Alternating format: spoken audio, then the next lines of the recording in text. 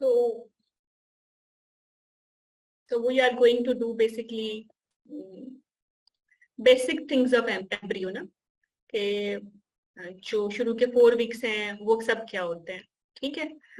तो we will start from first week, then second week, then third week, then fourth week, and then I will give you a break.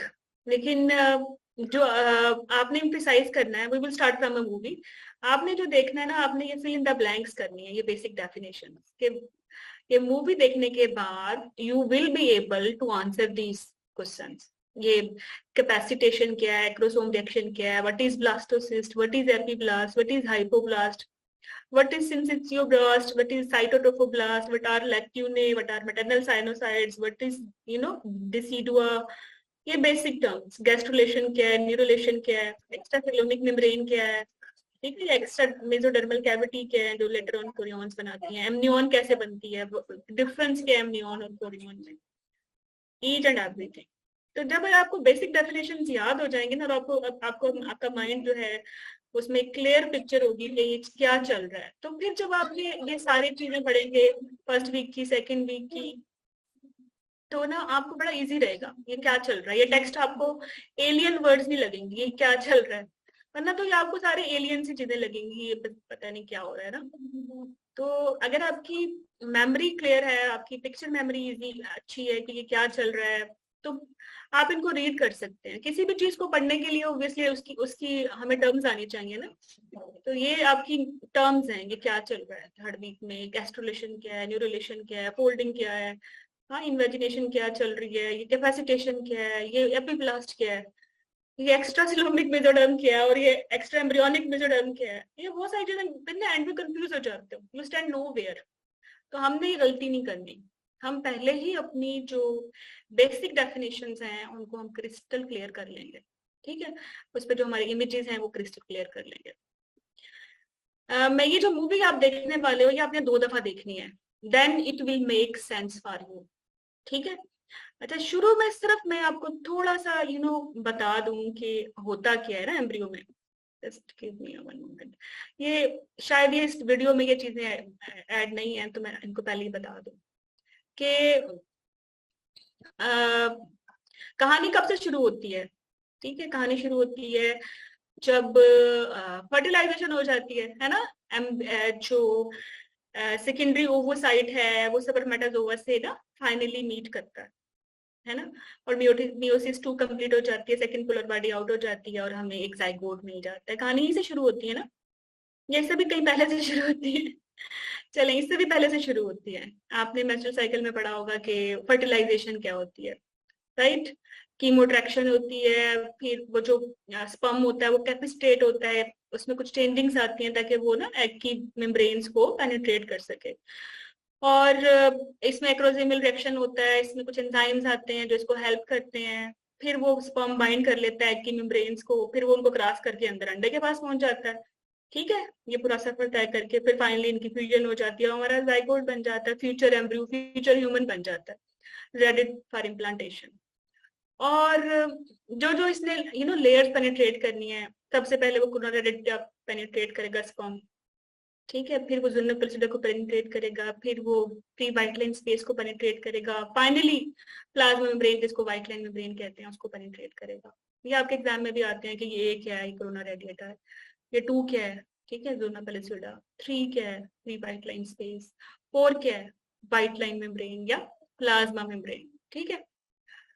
अच्छा, इसके बाद फिर क्या होगा, इसके बाद बन गया जाइगोट, रेडी, नन्ना सा इंसान मुस्तकबिल का, ठीक है। अच्छा, इसमें जो है फर्दर जो है माइटोसिस होगी। अब मियोसिस तो बन गई ना, जाइगोट बन गया, जाइगोट के बाद फिर जो सेल प्रोलिफरेशन होनी है वो गेन माइटोसिस से होगी।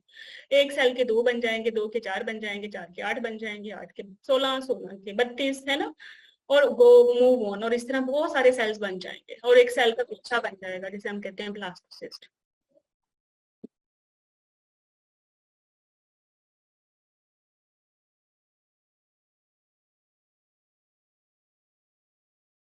ठीक है। अब इनकी जो है ना क्लीवेज होनी है, डे 3 पे हो जाएगी, तो डे 3 से पहले होगी तो फिर तो ऑब्वियसली सिंगल बच्चा है। उसके बाद होती है तो डाइक्रोनिक डायम्नियोटिक। डे 4-8 के दरमियान ब्लास्टोसिस्ट स्प्लिट होता है तो मोनोक्रोनिक डायम्नियोटिक। 9 से 12 में होता है तो मोनोक्रोनिक मोनोम्नियोटिक। और इसके बाद बहुत लेट होता है तो फिर कंजॉइंट ट्विंस बन जाते हैं। ये मैं मोनोजाइगोटिक ट्विंस की बात कर रही हूँ। डाइजाइगोटिक तो हमेशा ही डाइक्रोनिक डायम्नियोटिक होंगे ना। तो ये इम्पोर्टेंट है आपके मेंस्ट्रुअल साइकिल से, मैंने स्लाइड उठाई है। उसके बाद उसके बाद फिर फर्स्ट वीक में जो मेन काम होता है वो फर्टिलाइजेशन होती है। ठीक है, जाइगोट बनता है और जाइगोट से फाइनली ब्लास्टोसिस बन जाती है। सेकेंड वीक में क्या होता है, इसने जाके इम्प्लांट होना है एंडोमेट्रियम में। ठीक है, और थर्ड वीक में क्या होना है कि 3 लेयर्स बननी है, जैसे एक्टोडर्म, एंडोडर्म, मेसोडर्म। और फोर्थ वीक में क्या होना है, फोल्डिंग होनी है। तो अगर हम कहें कि मेन काम क्या है फर्स्ट वीक में, फर्टिलाइजेशन होनी है, ब्लास्टोसिस बनना है। सेकेंड वीक में 2 है ना, तो 2 लेयर्स बन जानी है प्लेसेंटा की भी, जिसे हम साइटोट्रोफोब्लास्ट, सिंसिटोट्रोफोब्लास्ट कहते हैं, और एम्ब्रियो की भी। ओके, फिर थर्ड वीक पे क्या होगा, फर्दर डेवलपमेंट हो जाएगी। और जो एम्ब्रियोनिक डिस्क थी, जो एम्ब्रियोब्लास्ट था, उस उसकी 3 लेयर्स बन जाएंगी, 3 सेल लाइंस बन जाएंगी, एंडोडर्म, मेसोडर्म, एक्टोडर्म। और फोर्थ वीक में फोल्डिंग हो जाएगी ना, कार्डल एंड और क्रेनियल एंड लाइक कुछ होगा जिसे हम कह सकें ये कार्डल है, ये क्रेनियल है, ये लेफ्ट है, ये राइट है। ठीक है, उसके बाद क्या होगा, उसके बाद अब बेसिक सब चीजें बन चुकी हैं, अब फर्दर इनकी ना मैचुरेशन होनी है। तो ये डे 5th वीक से लेके 8th वीक तक, ठीक है, इसमें ऑर्गेन्स की डेवलपमेंट होती है। जहां जहां ऑर्गेन्स की ट्रैक्टोजेनिसिटी हम आपको देखने में मिलेगी, तो ये वो वाले वीक्स हैं जहां मैक्सिमम सीएनएस एबनॉर्मलिटीज या सीवीएस एबनॉर्मलिटीज देखने को मिलती है। एग्जाम क्वेश्चन भी है कि एम्ब्रियोजेनेसिस कब तक होगी, 4 वीक तक। और ऑर्गेनोजेनेसिस कब होगी, जब ऑर्गन बनेंगे, वो 5th वीक से 8th वीक तक बनेगी। ठीक है, और at the end of the 8th week जो प्रोडक्ट हमें मिलेगी एम्ब्रियो की, वो just like a little human being, जिसको हम फिटस कह सकते हैं। ठीक है, और further maturation again till 12 weeks तक रहेंगी। और उसके बाद एवरीथिंग विल बी परफेक्ट, मतलब हर ऑर्गन बन चुका है, उसमें सिर्फ उसका साइज बड़ा होना है। दिल बन चुका है, दिल ने बड़ा होना है, और 12 वीक के बाद दिमाग बन चुका है, उसने बड़ा होना है। मतलब 8th वीक तक जो स्टेप 1 है वो हर ऑर्गन का कंप्लीट हो चुका है। फर्दर मैचुरेशन 8 वीक से 12 वीक्स तक हुई है। और फाइनली जो साइज ज्यादा होना है वो आफ्टर 12 वीक्स होगा। इसीलिए जो फर्स्ट ट्राइमेस्टर है, हमने पढ़ा है कि मोस्ट सेंसिटिव है। अगर इसके दौरान पेशेंट को शुगर है या HbA1c ज्यादा है, तो उसको इसी दौरान, अगर HbA1c कर इस दौरान कंट्रोल नहीं था, ठीक है, तो इसने न्यूरल ट्यूब डिफेक्ट्स करा देने, कार्डियक डिफेक्ट्स करा देने। ठीक है, इसी दौरान किसी ट्रेटोजेनिक ऑर्गन या इन्फेक्शन ने आना है, उसने कबाड़ा कर देना। तो फर्स्ट ट्राइमेस्टर में हम कुछ भी नहीं देते मरीज को ना, not even iron, not even calcium, only folic acid, nothing else, ताकि ये टाइम डिस्टर्ब ना हो जब बच्चा बन रहा है। और जब 12 हफ्ते के बाद बन जाता है तो फिर वी आर इजी पीजी, अब कुछ भी खा ले, अब एटलीस्ट स्ट्रक्चरल प्रॉब्लम्स नहीं आने वाले। सीवीएस के, सीएनएस के जो प्रॉब्लम्स आएंगे वो दूसरे प्रॉब्लम्स आएंगे। Teratogenicity still will impact but not on the organ formation because organ genesis is complete. So more जो इसको मोर एक्सपेंड करते हैं इस स्टेजेस को, तो जो कंसेप्शन से लेके 2 वीक की तक की स्टेज है उसको हम कहते हैं प्री एम्ब्रियोनिक स्टेज। वीक 2 से वीक 8 तक एम्ब्रियोनिक पीरियड है। ठीक है, एम्ब्रियोजेनेसिस हो रही है ना, एम्ब्रियो पे काम चल रहा है। और 8 हफ्ते के बाद तो सारे ऑर्गन्स बन गए हैं, बेसिक फाउंडेशन बन चुकी है। इसके बाद फीटल पीरियड स्टार्ट हो जाएगा आफ्टर 8 वीक या from 9 weeks till birth. This is the fetal period. इसके बाद भी एक पीरियड है आफ्टर बर्थ, जिसमें इस फीटस का नाम हम न्यू बर्न कर देते हैं, बेबी कर देते हैं। एक्चुअली जो इंसान है ना, उसकी अगर जिंदगी को हम पढ़े तो उसकी जो सबसे पहली लाइफ है या स्टेज है वो प्री एम्ब्रियोनिक स्टेज है। ठीक है, 2 वीक्स तक, 2 से 8 वीक्स तक उसकी एम्ब्रियोनिक स्टेज है। उसके बाद उसकी फीटल स्टेज है 8 हफ्ते से लेके टिल 40 वीक्स या 41+6 जो टोटल ड्यूरेशन है टर्म बच्चे की। और पैदा हो गया, पैदा होने के बाद ना ही इज न्यू बर्न। ठीक है, और 1 साल तक, फिर 2 साल, 3 साल, फिर एडोलिसेंट लाइफ, हाँ, फिर पेरीमेनोपाजल, प्री मेनोपाजल एज, फिर मेनोपाजल एज, फिर ये उसके लाइफ चलती रहेगी फर्क घर। यहाँ तक क्लियर है बच्चों? थोड़ा सा इमेज बना कुछ? Right in the chat box. समझ आई कि कैसे हमारी स्ट्रक्चरल फाउंडेशन चल रही है। Okay okay. अब हम इनको थोड़ा बारीकी में पढ़ते हैं और इसको हम एक मूवी के थ्रू पढ़ेंगे, ठीक है।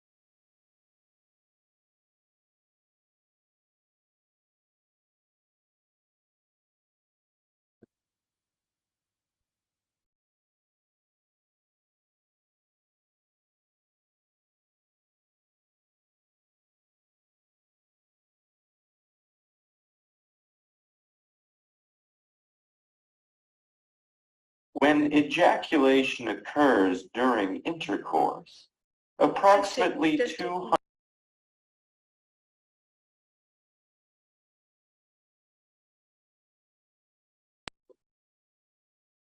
Okay, so tell me what is the acrosome reaction? Write in the chat box. Renika, Mia, Bia, Sadia, what is acrosome reaction? In your own words.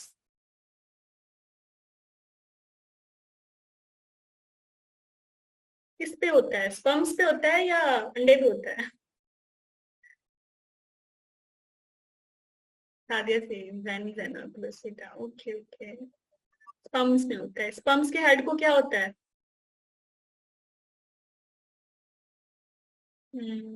When uterine secretions act on the acrosome, the sperm head. तो sperm head की membrane कैसी हो जाती है इस reaction से? Loose हो जाती है, डिस्टेबलाइज हो जाती है। ओके। कैपेसिटेशन क्या होती है? What is the capacitation? दो काम हुए फर्टिलाइजेशन से पहले। एक स्पर्म में हुई है, एक एक्रोसोम रिएक्शन है, दूसरा capacitation.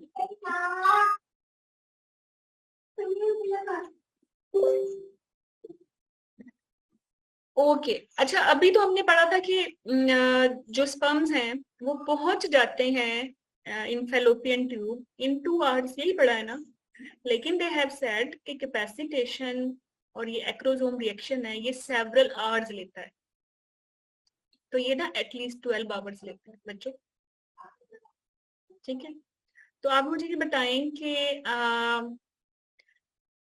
Why it is necessary, क्या ये चीज जो है स्पर्म की capacitation, acrosome phenomena, intrauterine examination में हम अचीव कर सकते हैं?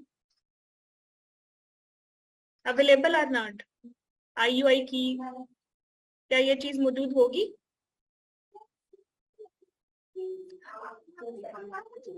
बताएं। यस,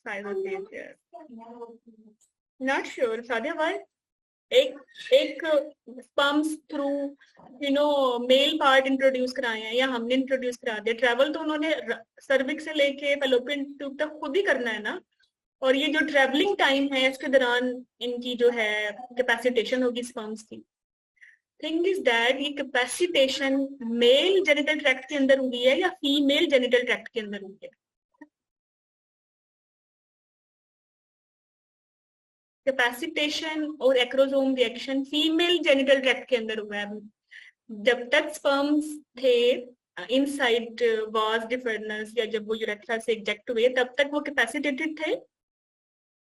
नहीं थे ना। कैपेसिटेशन तो फीमेल जेनिटल ट्रैक्ट के अंदर हुई है।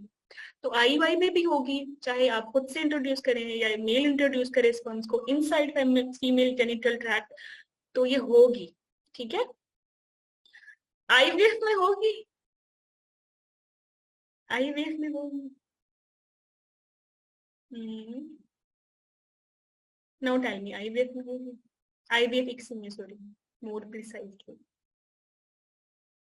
नहीं, क्योंकि आपने जबरदस्ती स्पर्म्स को इंजेक्ट किया है इनसाइड एग, है ना? यस, बस ये चीज आप जहन में रखिएगा। ये जो जबरदस्ती की है ना, इस जबरदस्ती के हैं फायदे भी और नुकसान भी। ठीक है, देखें ये जो कैपेसिटेशन हुई है, कितने स्पर्म्स थे?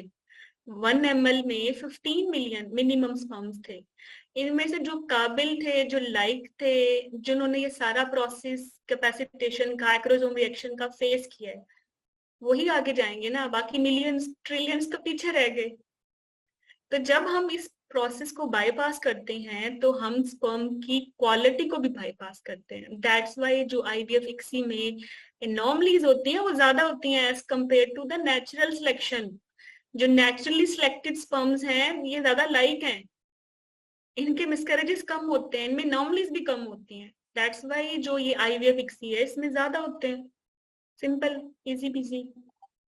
चलो आगे चलो।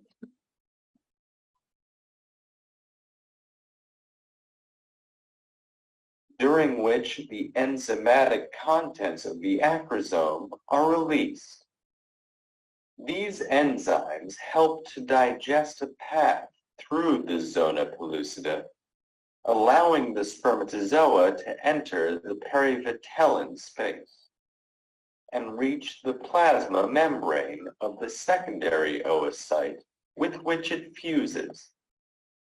To ensure that only one spermatozoon penetrates the zona pellucida and fuses with the oocyte membrane, fusion of the spermatozoon and oocyte membranes activates a fast and a slow block to polyspermy.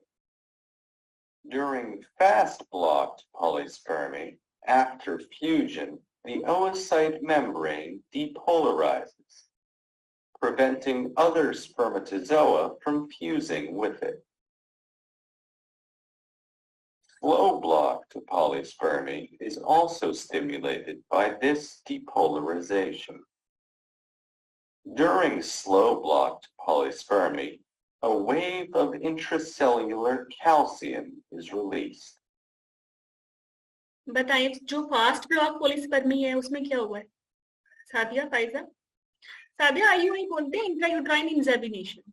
जैसे spare डिस्ट्रोनिया वालों में हम जो coitus नहीं कर पाते तो हम आईयूआई करते हैं।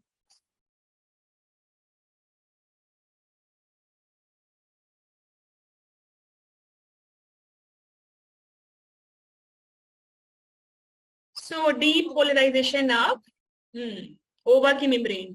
चलो, और ये स्लो ब्लॉक पॉलीस्पर्मी क्या है? इसमें भी तो डीप पोलराइजेशन हुई है ना, बट एक स्पेसिफिक केमिकल आया है, उसका नाम बता दें। Calcium granules. Okay, point is clear. Causing small cortical granules beneath the oocyte membrane to release their contents, rendering ZP3 inactive and making the zona pellucida impermeable. Upon the oocyte under तो ये block जो है polyspermy का, हम चाहते हैं सिर्फ एक स्पर्म जो है वो अंडे से मीट करे, है ना? ये कितना जरूरी है ये block, through various fast block and slow block process, जिसमें ZP3 इनएक्टिव होगी थ्रू वेरियस प्रोसेस। इसका फायदा हुआ है ना, एक स्पर्म ही एक अंडे को फर्टिलाइज करेगा। आपको कोई ऐसी डिजीज का पता है जिसमें 2 स्पर्म्स फर्टिलाइज कर सकते हैं और उससे क्या निकलता है? कौन बताएगा? अगर 2 स्पर्म आके मतलब एक अंडे को फर्टिलाइज करें तो इससे क्या हो सकता है? देखो ये तो नेचुरल प्रोसेस है, लेकिन एबनॉर्मलिटीज तो एग्जिस्ट करती हैं। Pfizer says molar, excellent. कौन सा मोल? स्पेसिफिकली बताओ मुझे, पार्शियल या कंप्लीट मोल?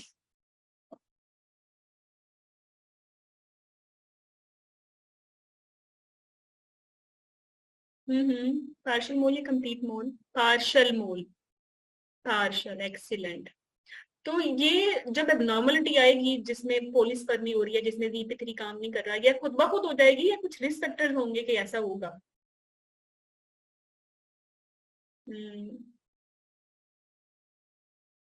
हाँ, 2 इंपॉर्टेंट रिस्क फैक्टर्स हैं, एक तो प्रीवियस हिस्ट्री है मोल की और दूसरा एक्सट्रीम ऑफ एज। या तो बहुत छोटी बच्ची है 15 साल की, या फिर 45 ईयर की या 40 की।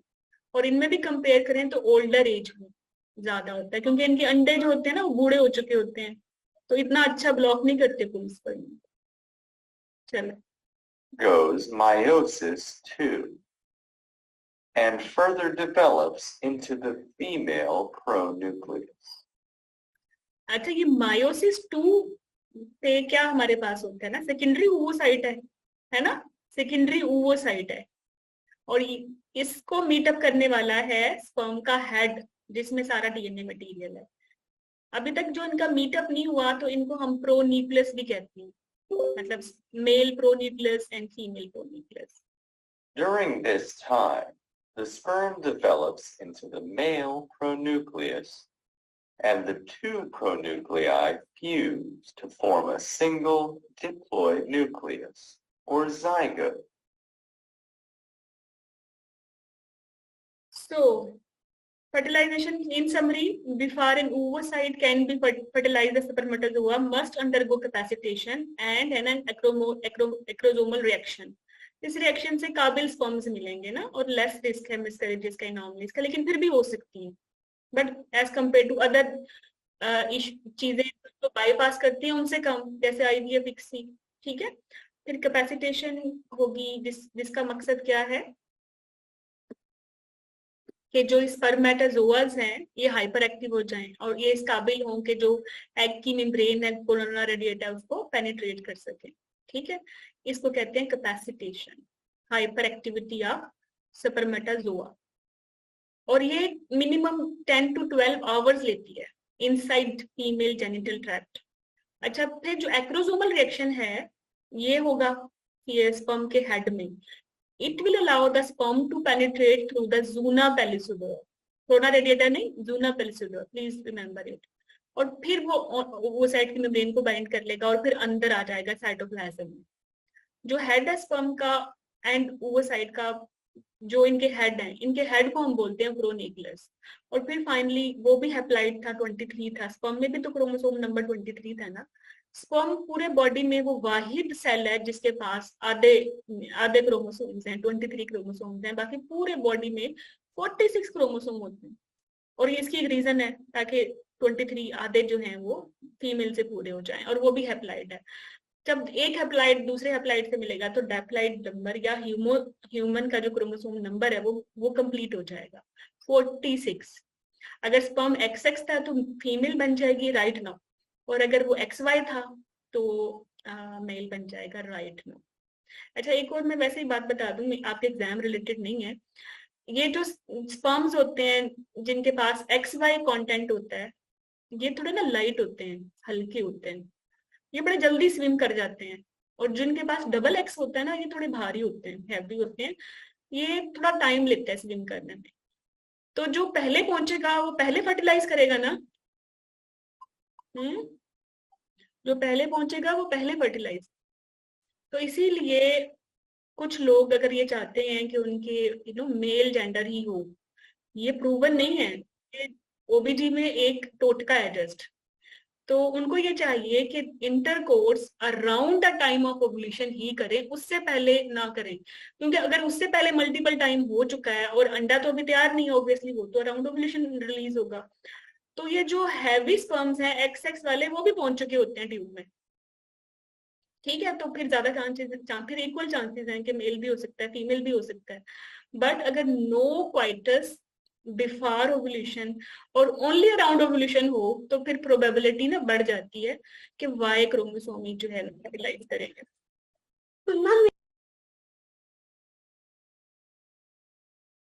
ठीक है, ये चीज क्लियर है।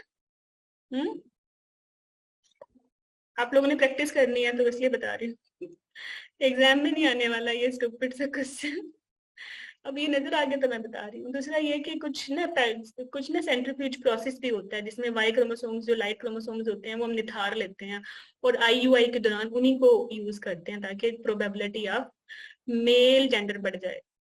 लेकिन डेफिनेटली जो जेंडर सिलेक्शन है, अगर जरूरी है, अगर किसी ने करनी है, although it is not ethical, वो IVF इक्सी ही से पॉसिबल है। क्लियर है?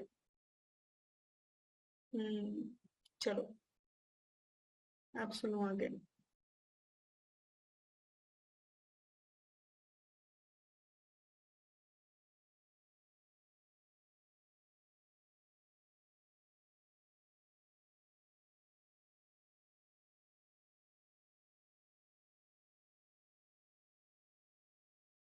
After fertilization, the zygote undergoes rapid mitotic division, known as cleavage.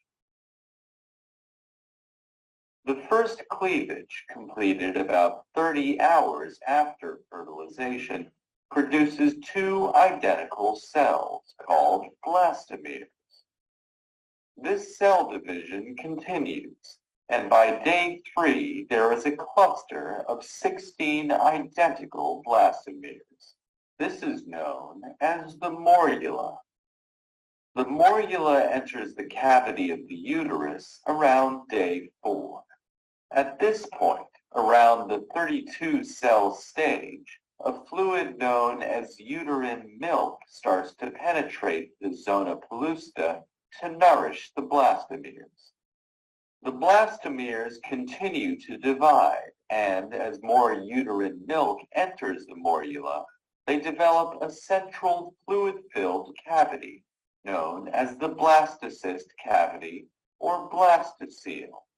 Around day 5, after the development of the blastocyst cavity, the developing embryo is known as a blastocyst.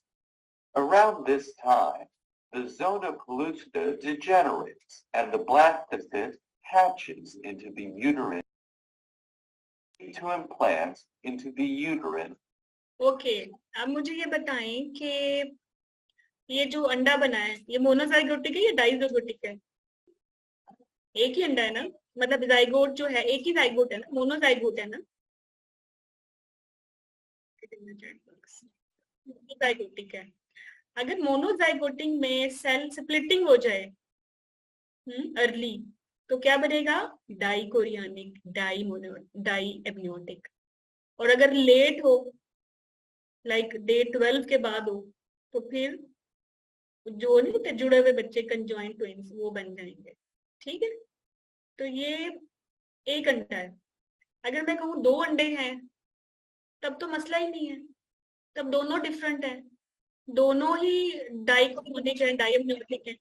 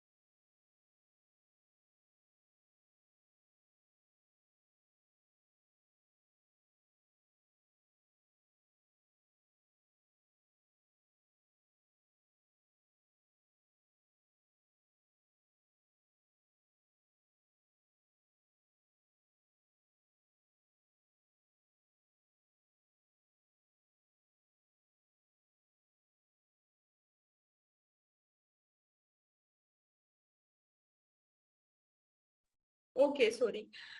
I was mute. Okay. So where we were?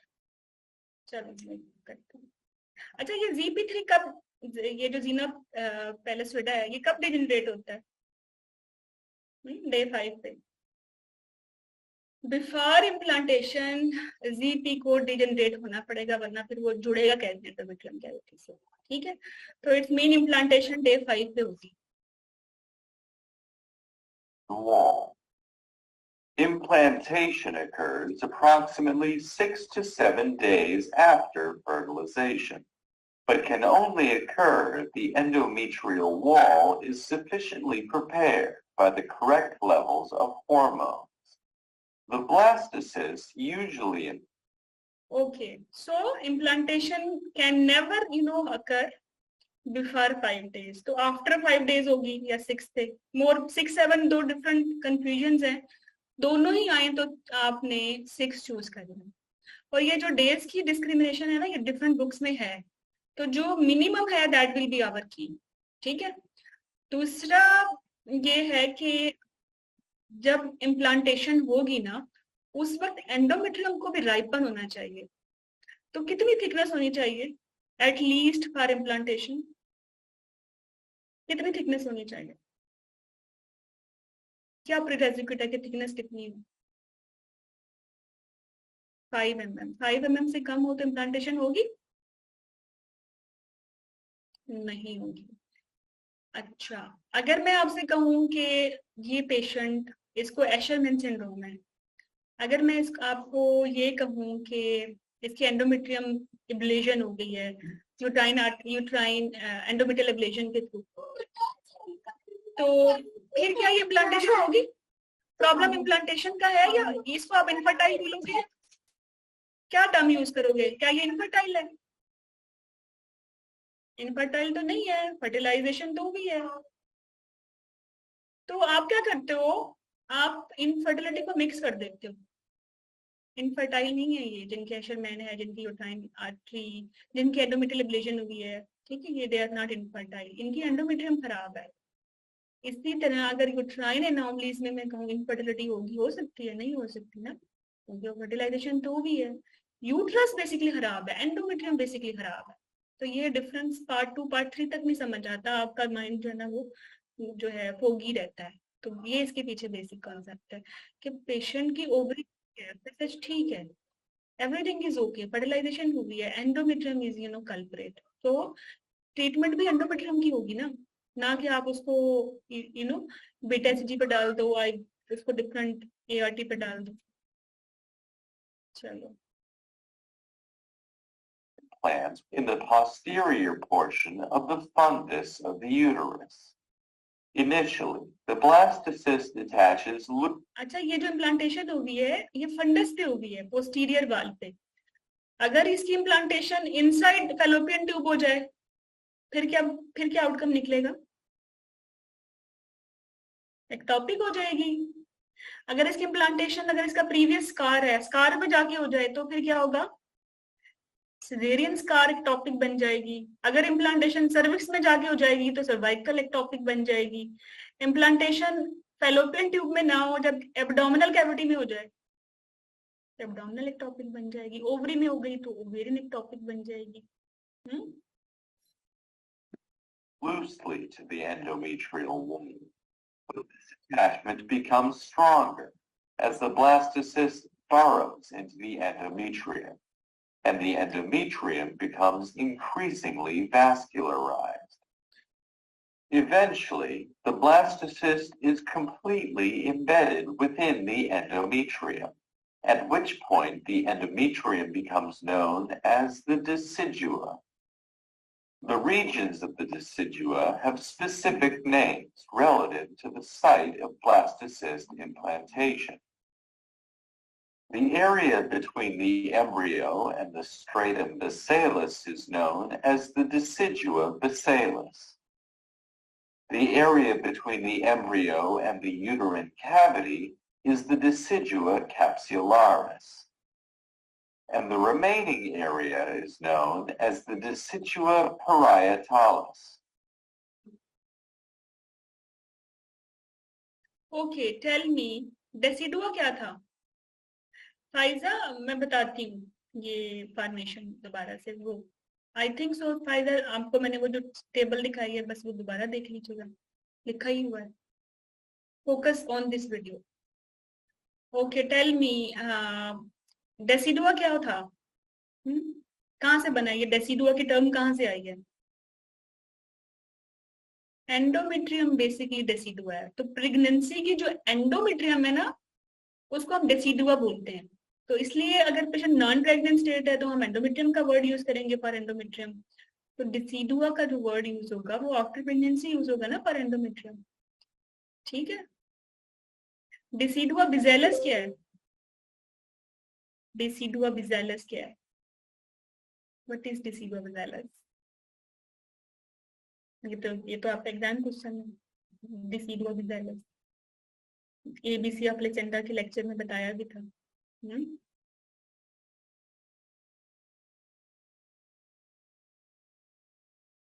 between embryo and bacillus. So what is Decidua capsularis?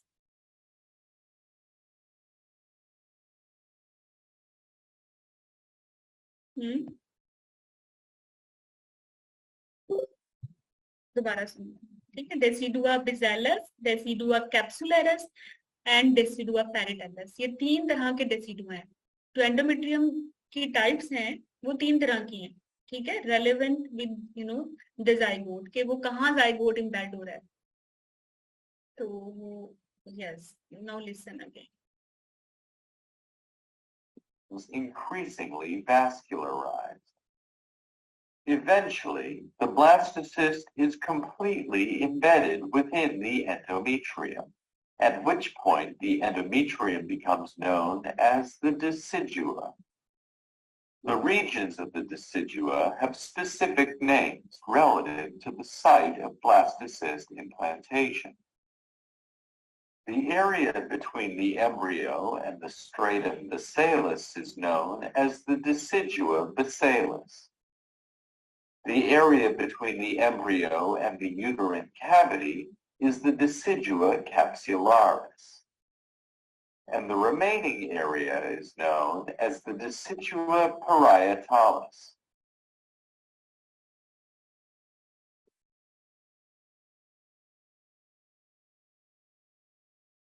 Cleavage 30 hour के बाद होती है, 30 days में इस तरह से लिखा हुआ है।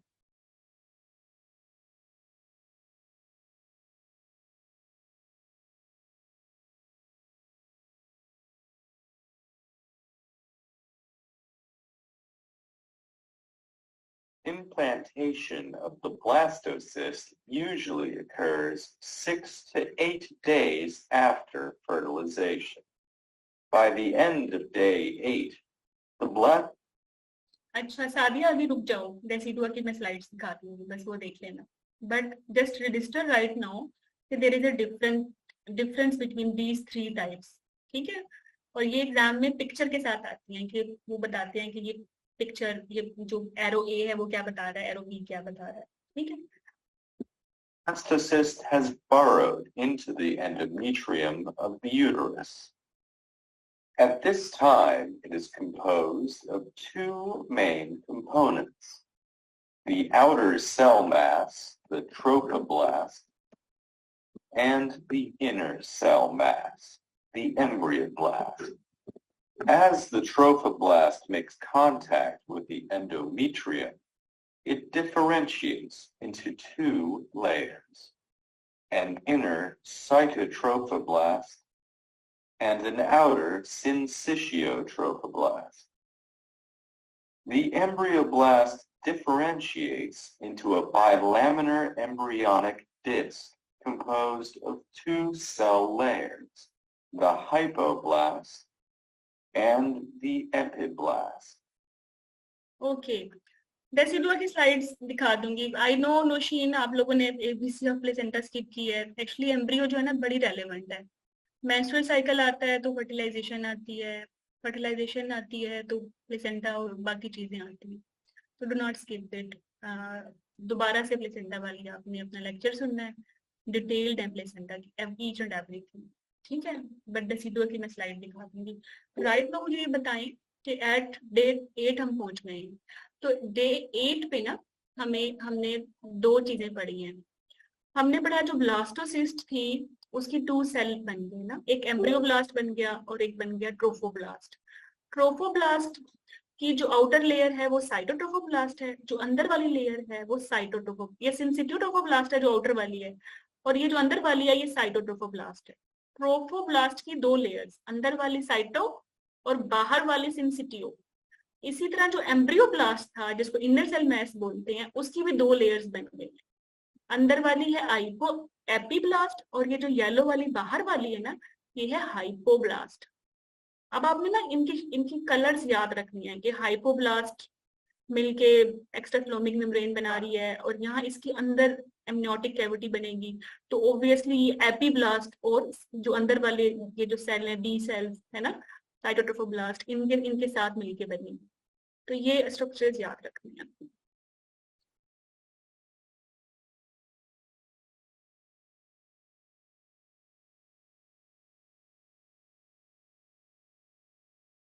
Soon after the embryonic disc has formed, a cavity begins to appear between the epiblast and the cytotrophoblast, known as the amniotic cavity. Cells originating from the hypoblast migrate, forming a thin membrane, which covers the inner surface of the cytotrophoblast. This is called the exocoelomic membrane. Okay, tell me, exocoelomic membrane कैसे बनी है? Write down. ये वाले sales थे ना जो hypoblast से थे, और ये जो साइटोट्रोफोब्लास्ट है इससे, मतलब इनर सेल और आउटर सेल मैसेज जो थे वो दोनों ने मिल के बनाया है. और ये जो इनर सेल मैस था ये एम्ब्रियोब्लास्ट था, इसकी जो आउटर लेयर थी वो हाइपोब्लास्ट थी. इसी तरह जो आउटर सेल था जिसको हम कहते हैं फ्यूचर प्लेसेंटा, उसके दो पार्ट्स थे, इनर सेल लाइन साइटोट्रोफोब्लास्ट थी, उसने मिलके ये एक्स्ट्रा सिलोमिक मेम्ब्रेन बनाई है, ये येलो वाली पूरी कैविटी. और जो एमनियोटिक कैविटी है, ये जो एपीब्लास्ट है नीले, और ये जो अंदर वाली प्लेसेंटा की जो फ्यूचर प्लेसेंटा की लेयर है साइटोट्रोफोब्लास्ट, इसने मिलके बनाई है. तो दिस इज एमनियोटिक कैविटी, ठीक है. और this is future chorionic cavity. अब आप दोबारा देखें. Yes. The exocoelomic membrane and cells of the hypoblast together form the walls of the primitive yolk sac. By day 9, the blastocyst is completely embedded in the uterus wall. At this stage of development, the growth of the syncytiotrophoblast and cytotrophoblast is much quicker than the bilaminar embryonic disc. तो ये बता रहे हैं कि जो second week है उसके last 2 days में प्लेसेंटा की जो है ना मैक्सिमम डेवलपमेंट हुई है. ये जो बाहर साइटोट्रोफोब्लास्ट थे इसमें आप देखें लैक्यूने बनने लग गए हैं, लैक्यूने, ठीक है. और इसी तरह जो ये प्रिमिटिव यॉर्क सैक बनी है हाइपोब्लास्ट और साइटोट्रोफोब्लास्ट के मिलने से, इसके बाहर एक पिंक कलर की एक और ग्रोथ बन गई है, ठीक है. ये 2 चीजें अभी आप इनकी डेवलपमेंट देखें. अच्छा, फ्यूचर में क्या होगा, ये सिंसिटियोट्रोफोब्लास्ट में जो लैक्यूने बने हैं, ये जो यूट्राइन आर्टरी है माँ की, उसमें ब्लड है. तो ये ब्लड और ये जो लैक्यूने हैं इनका आपस में कम्युनिकेशन होगा ताकि फीटो प्लेसेंटल सर्कुलेशन स्टार्ट हो. माँ का ब्लड इनके ये जो लैक्यूने हैं ये जो साइनोसाइड्स है उनके साथ मिलके जो है वो ट्रेवल करेंगे. हाँ, पिंक सेल अभी बताती हूँ. तो अभी आपने फोकस करना है कि लैक्यूने किससे मिल रहे हैं, साइनोसॉइड्स क्या है, what is sinusoids, how they are dilating, कैसे एस्टेब्लिश होने वाली है फीटो प्लेसेंटल सर्कुलेशन, ठीक है. और ये कौन सा वीक है, सेकेंड वीक है. Small holes called lacunae begin to form in the syncytiotrophoblast as it continues to expand. By day 12, the lacunae stop growing and fuse to form large interconnecting spaces called lacunar networks. Capillaries in the endometrium surrounding the developing embryo dilate, forming maternal sinusoids. As the syncytiotrophoblast continues to expand, enzymes begin to erode the lining of the sinusoids and uterine glands, allowing maternal blood and uterine secretions to flow into the lacunar networks, establishing a uteroplacental circulation. The blood and तो हुआ क्या, जो maternal vessels थी uterine artery की, जो बाद में spiral arteries बनी, आर्क्वेट बनी, फाइनली वो साइनोसॉइड्स बन गई, डायलेट हो गई ना, उनको साइनोसॉइड्स बोलते हैं. और उन्होंने कनेक्शन कर लिया लैक्यूनर नेटवर्क के साथ, ठीक है. ये हुआ है. और ये जो कनेक्शन इन्होंने किया है basically this is basic of feto maternal circulation, माँ से जो ब्लड आएगा वो डायरेक्टली थोड़ी ना बच्चे को पहुंचना, वो इन लैक्यूना में ट्रेवल करेगा और इससे सिर्फ न्यूट्रिएंट्स ही पहुंचेंगे। और अगर ये ब्रिज जो है डैमेज हो जाए तो मैटरनल ब्लड और फीटल ब्लड मिक्स हो जाएगा। और अगर मिक्स हो गया तो फिर दो तरह की चीजें हो सकती हैं, एक है रीसस आइसोअम्यूनाइजेशन और दूसरी है एबीओ इनकम्पैटिबिलिटी। तो ये ब्रिज इंटैक्ट रहना बहुत जरूरी है नॉर्मल प्रेगनेंसी में। मतलब मैटरनल ब्लड जो है वो फीटल ब्लड के साथ कम्युनिकेट करेगा, लेकिन आपस में फ्रीली ट्रैवल नहीं करेंगे। ये इनके दरमियान में एंडोथेलियम का बैरियर रहेगा ताकि इनके आरबीसीज एस्केप करके माँ के बच्चे के आरबीसीज में ना आए, क्योंकि वो आरबीसीज माँ का blood group let's suppose negative है, बच्चे का पॉजिटिव है, तब तो मसला नहीं हो जाएगा, डिफरेंट एंटीजन एंटीबॉडीज बन जाएंगे, हेमोलिसिस हो जाएगी और बच्चा तो फिर एनीमिक हो गया, ड्रॉप्स हो जाएगा। तो ये जो इनका बैरियर है इसको कहते हैं प्लेसेंटल बैरियर। ये प्लेसेंटल बैरियर शुरू में तो थिक होता है क्योंकि कम ब्लड जो है कम ट्रांसपोर्ट होती है न्यूट्रिएंट्स की, लेकिन आहिस्ता आहिस्ता थर्ड ट्राइमेस्टर में जाके ये बैरियर एग्जिस्ट करता है, लेकिन थिन हो जाता है, थिननेस्ट हो जाता है ताकि मैक्सिमम ट्रांसपोर्टेशन हो। लेकिन ये कभी ब्रेक नहीं होगा, डैमेज नहीं होगा। अगर ये डैमेज होगा तो फिर मसला होगा। क्लियर है? Uterine secretions only come into close proximity to the embryo, allowing the exchange of gases and metabolites. Around the same time, a new population of cells appear between the inner surface of the cytotrophoblast and the outer surface of the primitive yolk sac, known as the extraembryonic mesoderm. तो आपको बताया था ना मैंने कि extra coelomic membrane different है, extra embryonic mesoderm different है। Extra coelomic membrane किससे बनी थी? हाइपोब्लास्ट और जो था साइटोट्रोफोब्लास्ट, जो कि इनर लेयर बनती है प्लेसेंटा की, उससे मिलके। ठीक है, लेकिन ये जो एक्स्ट्रा एम्ब्रियोनिक मेसोडर्म है, ये जो बनी थी इन दोनों की कॉम्बिनेशन से, येलो कैविटी जिसको हमने कहा था ये प्रिमिटिव यॉर्क सैक है जिसने बाद में विडो हो जाना है, ये जो एक्स्ट्रा एम्ब्रियोनिक मेसोडर्म है, ये इन दोनों के मिलने से बनी है, प्रिमिटिव से और साइटोट्रोफोब्लास्ट से। तो जो एक्स्ट्रा सिलोमिक मेम्ब्रेन है उसमें एक चीज तो कॉमन है कि साइटोट्रोफोब्लास्ट दोनों में ही है, लेकिन जो एक्स्ट्रा सिलोमिक मेम्ब्रेन है उसमें हाइपोब्लास्ट है और इधर है प्रिमिटिव यॉर्क सैक। ये आप अगर क्लियर कर लें तो ये बहुत इंपॉर्टेंट बात है। एक्स्ट्रा एम्ब्रियोनिक मेसोडर्म और एक्स्ट्रा सिलोमिक मेम्ब्रेन में एक चीज कॉमन है, वो है साइटोट्रोफोब्लास्ट। जो दूसरी चीज इनको डिफरेंट बनाती है वो ये है कि एक्स्ट्रा सिलोमिक मेम्ब्रेन में होते हैं हाइपोब्लास्ट और एक्स्ट्रा एम्ब्रियोनिक मेसोडर्म में होती हैं प्रिमिटिव यॉर्क सैक, ये येलो कैविटी। अब ये क्लियर है? तो मैं वीडियो चलाऊं आगे?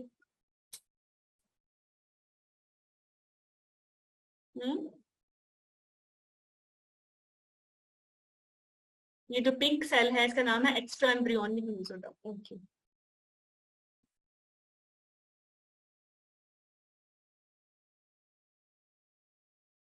Large cavities begin to appear in the extraembryonic mesoderm. These gradually fuse to form one single cavity, called the chorionic cavity. Around 13 days. अच्छा, तो chorionic cavity basically extra embryonic mesoderm में बनी है ना। अब एमनियोटिक कैविटी किसमें बनी थी? ये है हमारी कोरियोनिक कैविटी, ये बनी है प्रिमिटिव यॉर्क सैक और साइटोट्रोफोब्लास्ट के कोलैबोरेशन से, और ये है एमनियोटिक कैविटी। इसमें भी कॉमन चीज हमारी साइटोट्रोफोब्लास्ट ही है, लेकिन यहाँ से ये ब्लू सेल्स हैं, इनका नाम है एपीब्लास्ट। तो एपीब्लास्ट और साइटोट्रोफोब्लास्ट के मिलने से जो कैविटी बनी थी वो एमनियोटिक कैविटी है, और जो प्रिमिटिव यॉर्क सैक और साइटोट्रोफोब्लास्ट के मिलने से बनी है कोरियोनिक कैविटी है। इन दोनों कैविटीज की कंपोजिशन एक्चुअली आपका एग्जाम क्वेश्चन, और फिर आप भूल जाते हो, क्योंकि पिक्चर से तो याद रहेगा आप, लेकिन टेक्स्ट जब पढ़ोगे तो फिर मिक्स हो जाता है। तो अभी इसको रजिस्टर कर लो।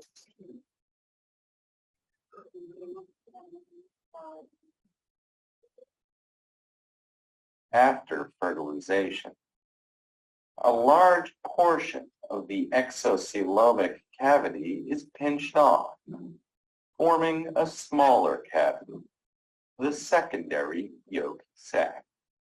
By the end of the second week of development, the chorionic cavity enlarges, and the bilaminar embryonic disc is joined to the trophoblast by a band of extraembryonic mesoderm.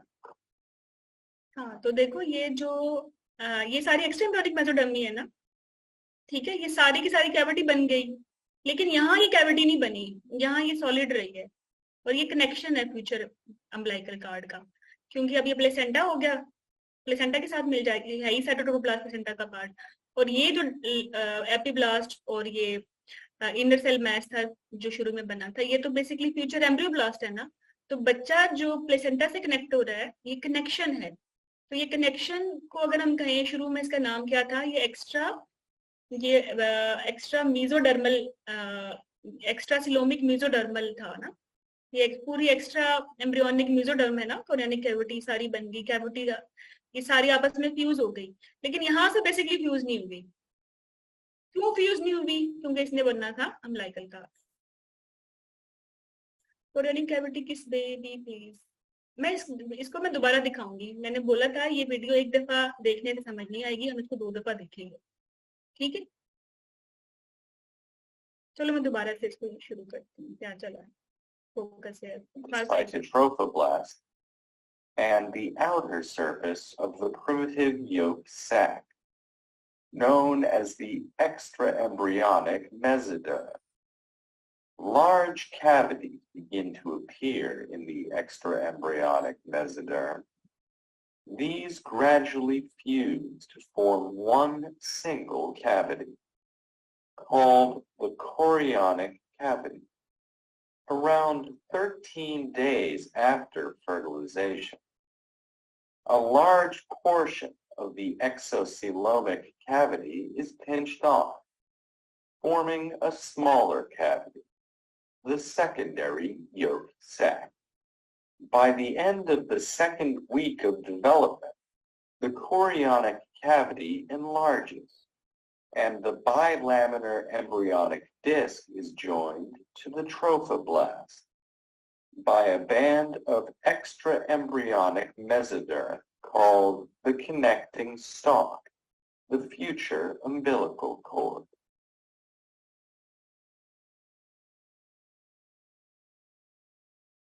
Second week की बता रही है, क्या हुआ है, implantation complete हो गई है, सर्कुलेशन डेवलप हो गई है, ठीक है, और कार्ड बन गई है। अब गैस्ट्रुलेशन का बता रहे हैं। गैस्ट्रुलेशन में बेसिकली प्रोसेस है जिसमें 2 cell, By the end of the second week of development, the bilaminar embryonic disc, consisting of the hypoblast and epiblast, has formed. Throughout the third week of development, this bilaminar disc differentiates to establish 3 primary germ layers in a process known as gastrulation. Around 15 days after fertilization, a thickened structure forms along the midline in the epiblast near the caudal end of the bilaminar embryonic disc. अच्छा, तो अब बता रहे हैं gastrulation क्या होता है। इसमें 3 सेल लाइंस बनेंगी, एक्टो, एंडो और मीजो डर्म, ठीक है, इसको कहते हैं गैस्ट्रुलेशन। 3rd वीक में हो रहा है ना, डे 15 चल रहा है ऊपर, 3rd वीक है। तो ये कैसे शुरू हुई, ये देखो नीले सेल्स जो थे वो एपीब्लास्ट थे ना, तो एपीब्लास्ट में जो है अब ये जो प्रिमिटिव पिट बनी है, ग्रूव बना है और बाकी प्रोसेस चल रहा है, ठीक है। This is called the primitive streak. At this stage, The formation of the primitive streak defines the major body axes of the embryo, including the cranial end towards the head and caudal ends towards the tail, as well as the left and right sides of the embryo. At the cranial end of the embryonic disc, the primitive streak तो basically ये cranial and है ना, और ये है कार्डल and, ये है right and और ये है लेफ्ट एंड, ठीक है।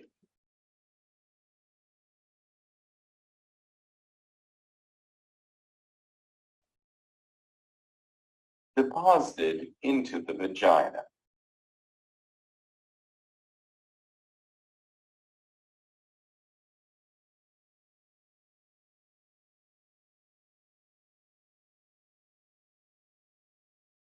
Three distinct primary germ towards the caudal end of the streak, forming a primitive groove.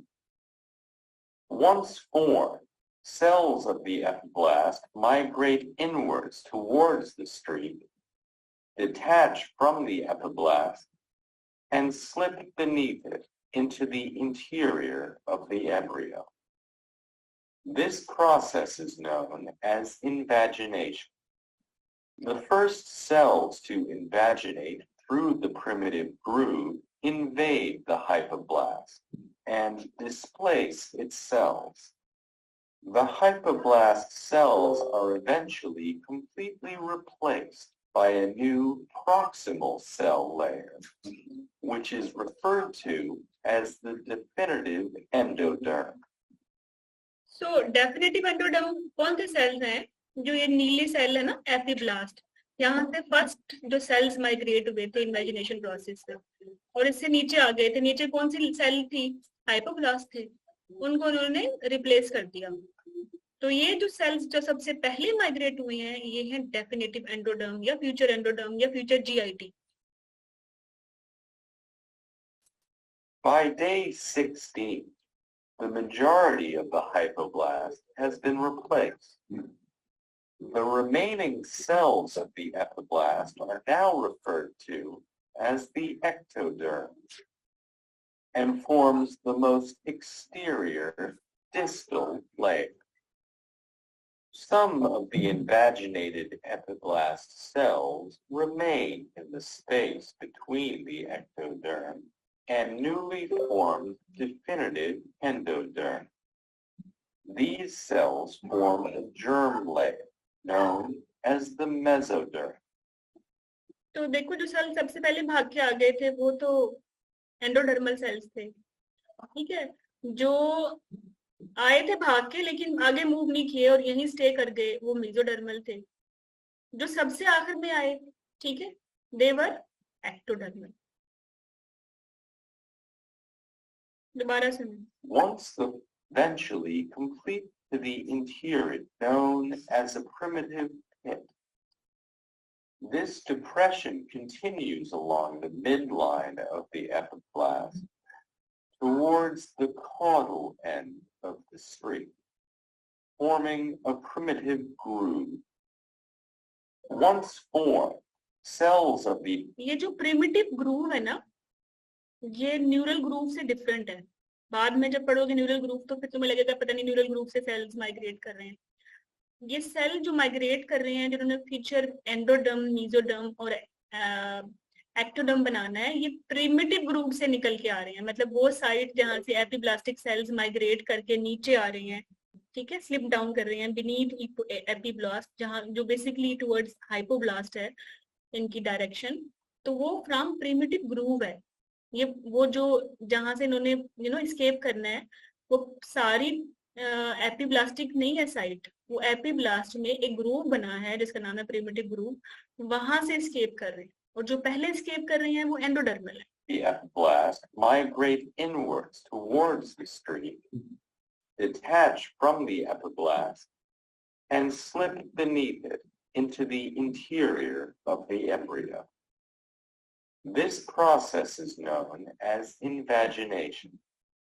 The first cells to invaginate through the primitive groove invade the hypoblast and displace its cells. The hypoblast cells are eventually completely replaced by a new proximal cell layer, which is referred to as the definitive endoderm. By day 16, the majority of the hypoblast has been replaced. The remaining cells of the epiblast are now referred to as the ectoderm. तो majority sales तो replace हो गए थे ना endoderm की सूरत में, जो exist किए थे वो एक्टोडर्मल है, ठीक है? And form the most exterior distal layer. Some of the invaginated epiblast cells remain in the space between the ectoderm and newly formed definitive endoderm. These cells form a germ layer known as the mesoderm. Once the formation of the definitive endoderm and mesoderm are complete, epiblast cells no longer migrate towards the primitive stream.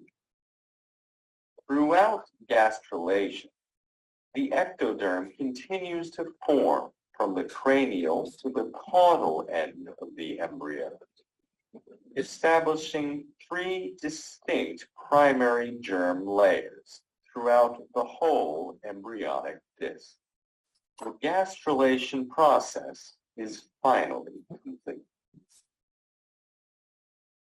तो gastrulation process complete हो गया day 16 पे, मतलब 3rd week पे, ठीक है? इससे मिला क्या हमें? Endo, ecto and mesoderm. Neurulation क्या है? इसमें सेंट्रल नर्वस सिस्टम बनता है, इस प्रोसेस को बोलते हैं plates. The first event of neurulation is the formation of a thickened area of cells called the neural plate. The neural plate forms at the... ये न्यूरल प्लेट ना blue cell से बन रही है ना?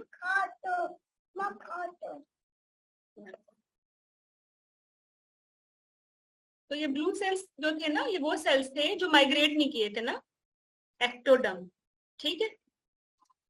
The cranial end of the embryo and grows in a cranial to caudal direction. The cranial or head end of the neural plate indicates the region of the future brain, and the narrower caudal or tail end represents the future region of the spinal cord.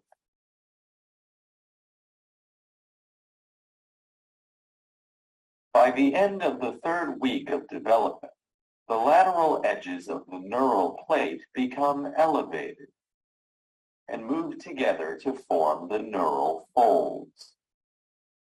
The resulting space created by the folding of the neural plate is called the neural groove. The neural folds fuse together, and the neural plate transforms into the neural tube, the precursor to the central nervous system. Fusion of the neural tube usually begins in the middle of the embryo, extending in both cranial and caudal directions. तो अभी हमने पढ़ा पहले बनेगी endoderm, फिर बनेगी ecto and mesoderm, और फिर हमने पढ़ा कि गैस्ट्रुलेशन कंप्लीट हो गई। गैस्ट्रुलेशन के बाद हमने पढ़ा न्यूरुलेशन स्टार्ट हुई। न्यूरुलेशन में हमने पढ़ा कि एक्टोडर्म मजीद स्पेसिफाइज हुई और उसमें न्यूरल ग्रूव बना। न्यूरल ग्रूव इसलिए बना कि उसके लेटरल फोल्डिंग्स थी, वो आपस में मीट कर गई और फिर एक ट्यूब बन गई, जिसको न्यूरल ट्यूब या सेंट्रल नर्वस सिस्टम हम बोलेंगे। इससे मजीद सेंट्रल पार्ट बनने हैं, इससे पेरिफेरल नर्वस सिस्टम बनना है, लेकिन बनना इसी से ही है। और फिर फ्यूजन हो जाती है ट्यूब की। अगर ट्यूब की फ्यूजन ना हो क्रेनियली, तो फिर क्या आउटकम होगा? ये बच्चा, इस बच्चे को क्या कहेंगे हम? एनेनकेफली हो सकती है ना। और अगर इसकी कॉर्डल एंड पे फ्यूजन ना हो, खुला रह जाए, तो फिर स्पाइना बिफिडा बन जाएगा। ठीक है। During the closure of the neural tube, cells on the crest of the neural folds detach, forming a new cell population called the neural crest. अब ये जो न्यूरल क्रेस्ट सेल्स हैं, ये वो सेल्स हैं जो फोल्डिंग के दौरान बच गए थे ना, फोल्ड होके तो बन गया स्पाइनल कॉर्ड पूरी, ठीक है, लेकिन जो सेल्स बच गए, जो न्यूरल क्रेस्ट सेल्स थे, जो कि इस फोल्डिंग में पार्टिसिपेट नहीं कर रहे, ये बेसिकली बनाएंगे peripheral nervous system. These cells contribute to the formation of the peripheral nervous system. Once the neural tube has completely fused, the process of neurulation is complete. ठीक है, तो न्यूरलेशन में क्या हुआ, ये भी थर्ड वीक में हो गया, गैस्ट्रुलेशन भी क्या हो गया, थर्ड वीक में हो गया। ठीक है, गैस्ट्रुलेशन से 3 सेल लाइंस बन गई और न्यूरलेशन से पेरिफेरल नर्वस सिस्टम के प्रिकर्सर्स बन गए और न्यूरल ट्यूब बन गई। ठीक है।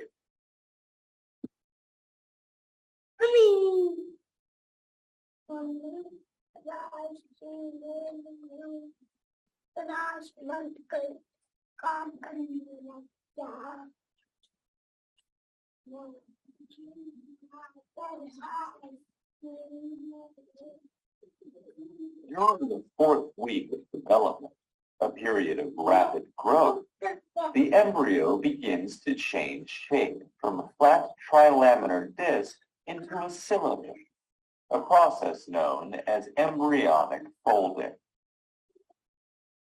Embryonic folding. अब जो फोर्थ वीक का बेसिक काम है ना, वो फोल्डिंग है, और इस फोल्डिंग से क्या होगा, प्रॉपर क्रेनियल एंड बन जाएगा। ठीक है, ओरोफ्रेंजियल मेम्ब्रेन मिल जाएगी, कार्डल एंड बन जाएगा, मतलब क्लोइका मेम्ब्रेन मिल जाएगी, और हमें जो है, जो एंडोडर्म है, मजीद 3 हिस्सों में डिवाइड हो जाएगी, फोरगट बन जाएगी, मिडगट बन जाएगी, हाइंडगट बन जाएगी। तो ये सारा काम जो होगा ना, वो फोल्डिंग के दौरान होगा। और ये फोल्डिंग अगर आप 3D पिक्चर के तौर पे आप देख रहे हो, तो ये आपको समझ आएगी कि कैसे फोल्डिंग हो रही है। ठीक है, तो एम्फेसाइज करना है कि जो ओरोफ्रेंजियल मेम्ब्रेन है वो कैसे बन रही है, क्लोइकल मेम्ब्रेन कैसे बन रही है, और व्हाइट लाइन डक्ट कैसे बन रही है।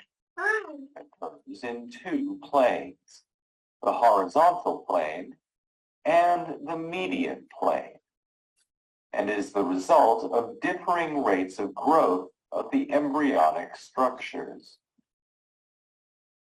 Folding of the embryo in the horizontal plane results in the development of 2 lateral body folds. Folding in the median plane results in the development of the cranial and caudal folds. Folding in both of these planes takes place simultaneously, resulting in the rapid development of the embryo. The cylinder consists of 3 layers derived from the trilaminar embryonic disc. These are the endoderm, the innermost layer, the ectoderm, the outermost layer, and the mesoderm, located in between. The endoderm of the trilaminar disc is mainly responsible for the formation of the gastrointestinal tract.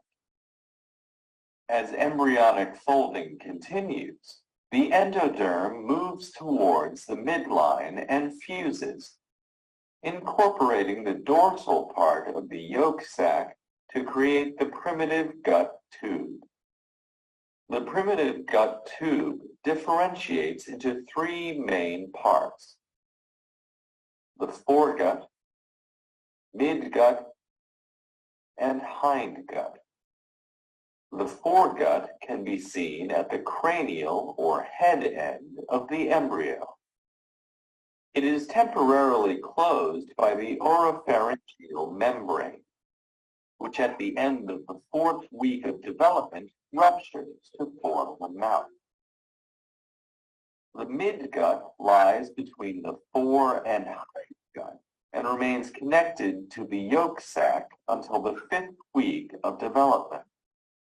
As embryonic folding continues, the connection to the yolk sac narrows into a stalk known as the vitellin duct.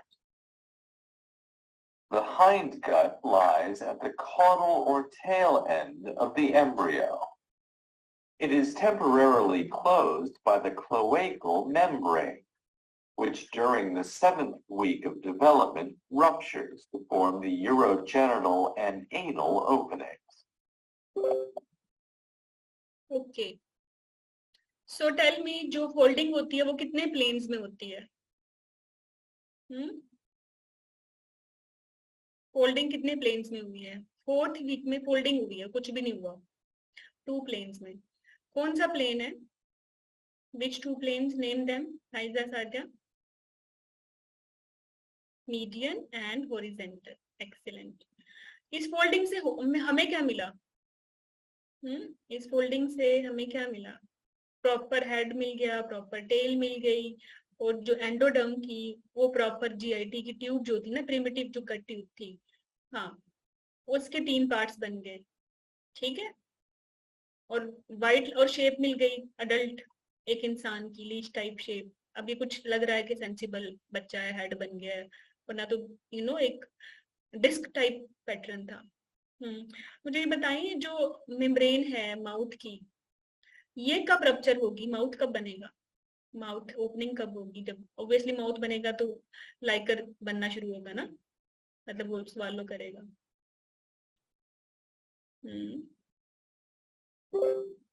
4 week पे बन जाती है और 5th पे ये rupture भी हो जाती है. ओके. जो क्लोइकल मेम्ब्रेन है, वो कब रप्चर होगी जिससे एनएस बनेगी? और एनएस ओके 9 नहीं, I think it was 7. No worries, मैं इसको दोबारा रिपीट करूंगी थोड़ा क्विक करके. अभी मैं स्लो मोड में चलाया था इसको. तो ये थोड़ी सी बेसिक चीजें हैं. इस वीडियो से आपको कुछ समझ आया कि बेसिकली हुआ क्या? आई कैन अंडरस्टैंड, समझ फिर भी नहीं आया. 4 वीक में से अगर 20-30% आपको कुछ चीजें समझ आई हैं, तो ये फर्स्ट टाइम आप इस वीडियो को देखेंगे तो समझ आएगी. बट डेफिनेटली 80% आपको समझ आएगी अब जब आप इसको सेकेंड टाइम देखेंगे, और 90% जब आप थर्ड टाइम देखेंगे. And then you will read the text, then you will read your e-notes and you will make sense of what's going on. Okay, just hold on.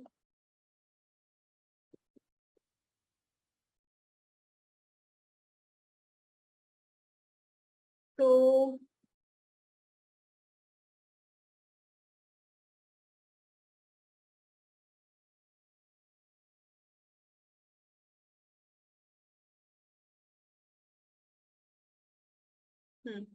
तो just revising things again, कि हमने पढ़ा कि fertilisation के steps क्या हैं, कौन कौन सी लेयर्स पेनिट्रेट होंगी. ठीक है. फिर हमने पढ़ा कि, और ये लेयर्स के नाम बड़े इंपॉर्टेंट है. आफ्टर दिस हमने पढ़ा कि जो मोनोजाइगोटिक ट्विन में स्प्लिटिंग होगी ना, वो कैसे होगी. अगर डे 3 पे वोरोला की फेज में हो गई तो डाइकोरियोनिक डायम्नियोटिक है. अगर 3 के बाद और बिफोर 8 हो गई तो मोनोकोरियोनिक डायम्नियोटिक है. अगर 8 के बाद और 12 से पहले होगी तो मोनोकोरियोनिक मोनोम्नियोटिक है.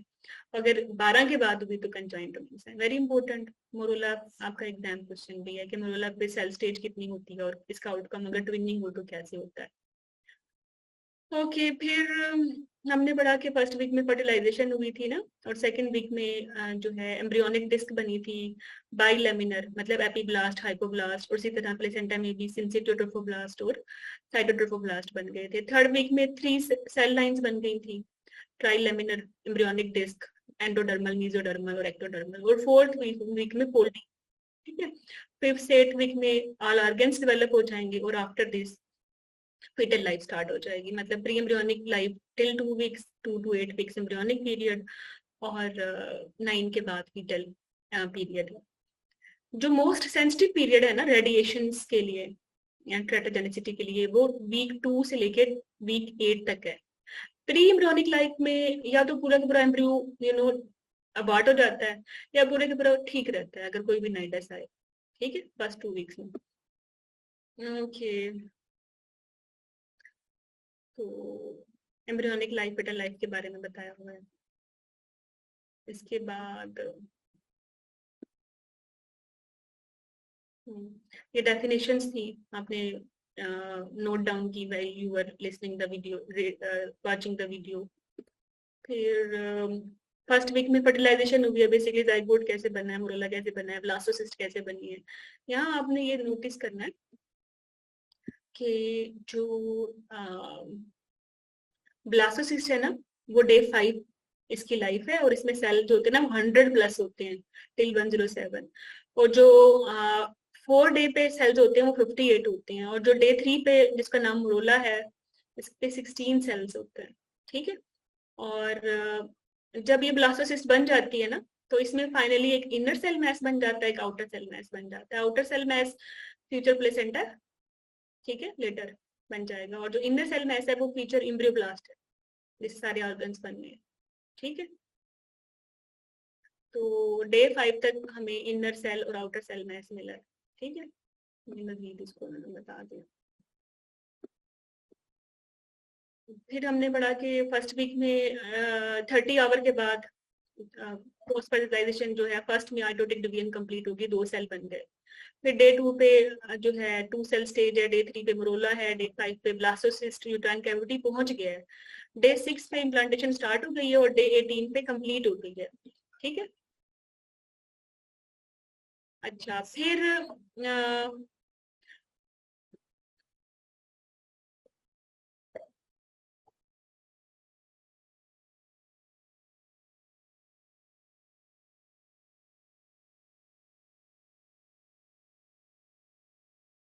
फिर इम्प्लांटेशन बताया कि 30 आवर्स आफ्टर फर्टिलाइजेशन हो जाती है, sorry cleavage begins 30 hours after fertilisation. फिर इम्प्लांटेशन की डेफिनेशन है, साइट कौन सी है, posterior wall of uterine body near the fundus, time कौन सा है, 6th day after fertilisation implantation होगी, कंप्लीट कब होगी, डे 12 पे। ये आपके एग्जाम क्वेश्चंस हैं। ठीक है, ब्लास्टोसिस्ट जो होता है उसमें जो है ट्रोफोब्लास्ट होते हैं, ठीक है, आउटर लेयर ऑफ सेल और इनर सेल मैस, और ट्रोफोब्लास्ट में प्लेसेंटा, फ्यूचर प्लेसेंटा, इसमें मजीद 2 लाइंस है, सिंसिटियो जो कि एंडोमेट्रियम में इन्वेट होगी, और साइटोट्रोफोब्लास्ट जो कैरी करती है nutrient to the inner cell mass, मतलब फॉर एम्ब्रियोब्लास्ट। फिर जो सिंसिटियोट्रोफोब्लास्ट है इसमें लेक्यूने बन जाएंगे, प्राइमरी विलाई बन जाएंगे। ठीक है, और ये सिंसिटियोट्रोफोब्लास्ट में बनेंगे, और इसमें मैटरनल साइनोसाइड्स लेक्यूने से कम्युनिकेट कर लेंगे, ब्लड मैटरनल ब्लड जो है वो आ जाएगा, उसके अराउंड जो है वो सिंसिटियोट्रोफोब्लास्ट आ जाएगा। ओके, फिर उन्होंने बोला कि इम्प्लांटेशन के लिए जो एंडोमेट्रियम है एटलीस्ट 5 mm थिक होनी चाहिए।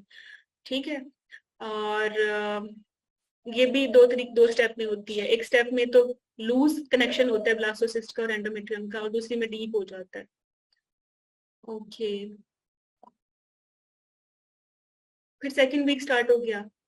ठीक है, सेकंड वीक में हमने पढ़ा कि कंप्लीट हो गई इम्प्लांटेशन, और सेकंड वीक में 2 है ना, तो आप ये समझे, तो इसमें जो इनर सेल मास था वो भी 2 सेल लाइंस में डिवाइड हो गया, एपिब्लास्ट और हाइपोब्लास्ट में, और प्लेसेंटा भी 2 सेल लाइंस में डिवाइड हो गया, सेंसिटिव या हेटेरोब्लास्ट। तो 2 से याद रख लेना, बाइलेमिनर याद रख लीजिएगा।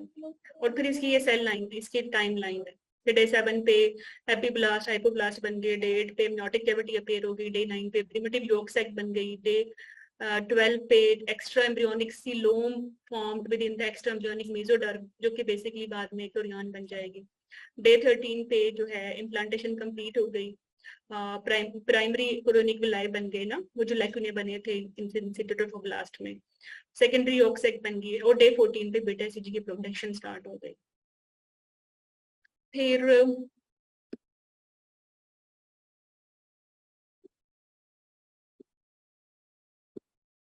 फर्दर डेवलपमेंट हुई एपीब्लास्ट की।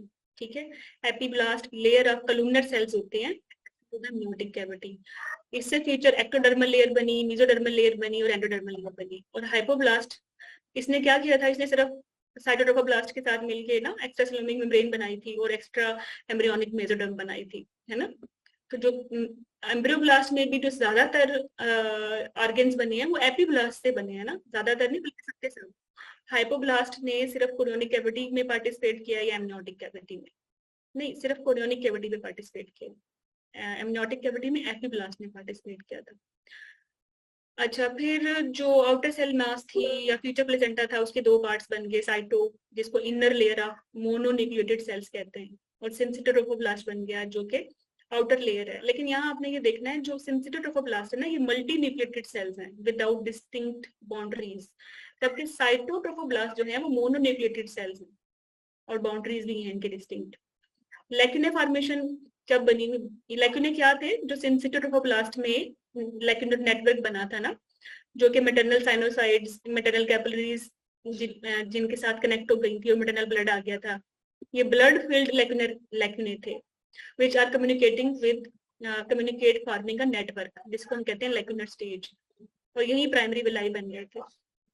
अब यहाँ आप लोगों को चाहिए कि आप प्लेसेंटा की डेवलपमेंट पढ़ें, primary villi, secondary villi, tertiary villi, placental abnormalities, umbilical cord abnormalities, liquor abnormalities.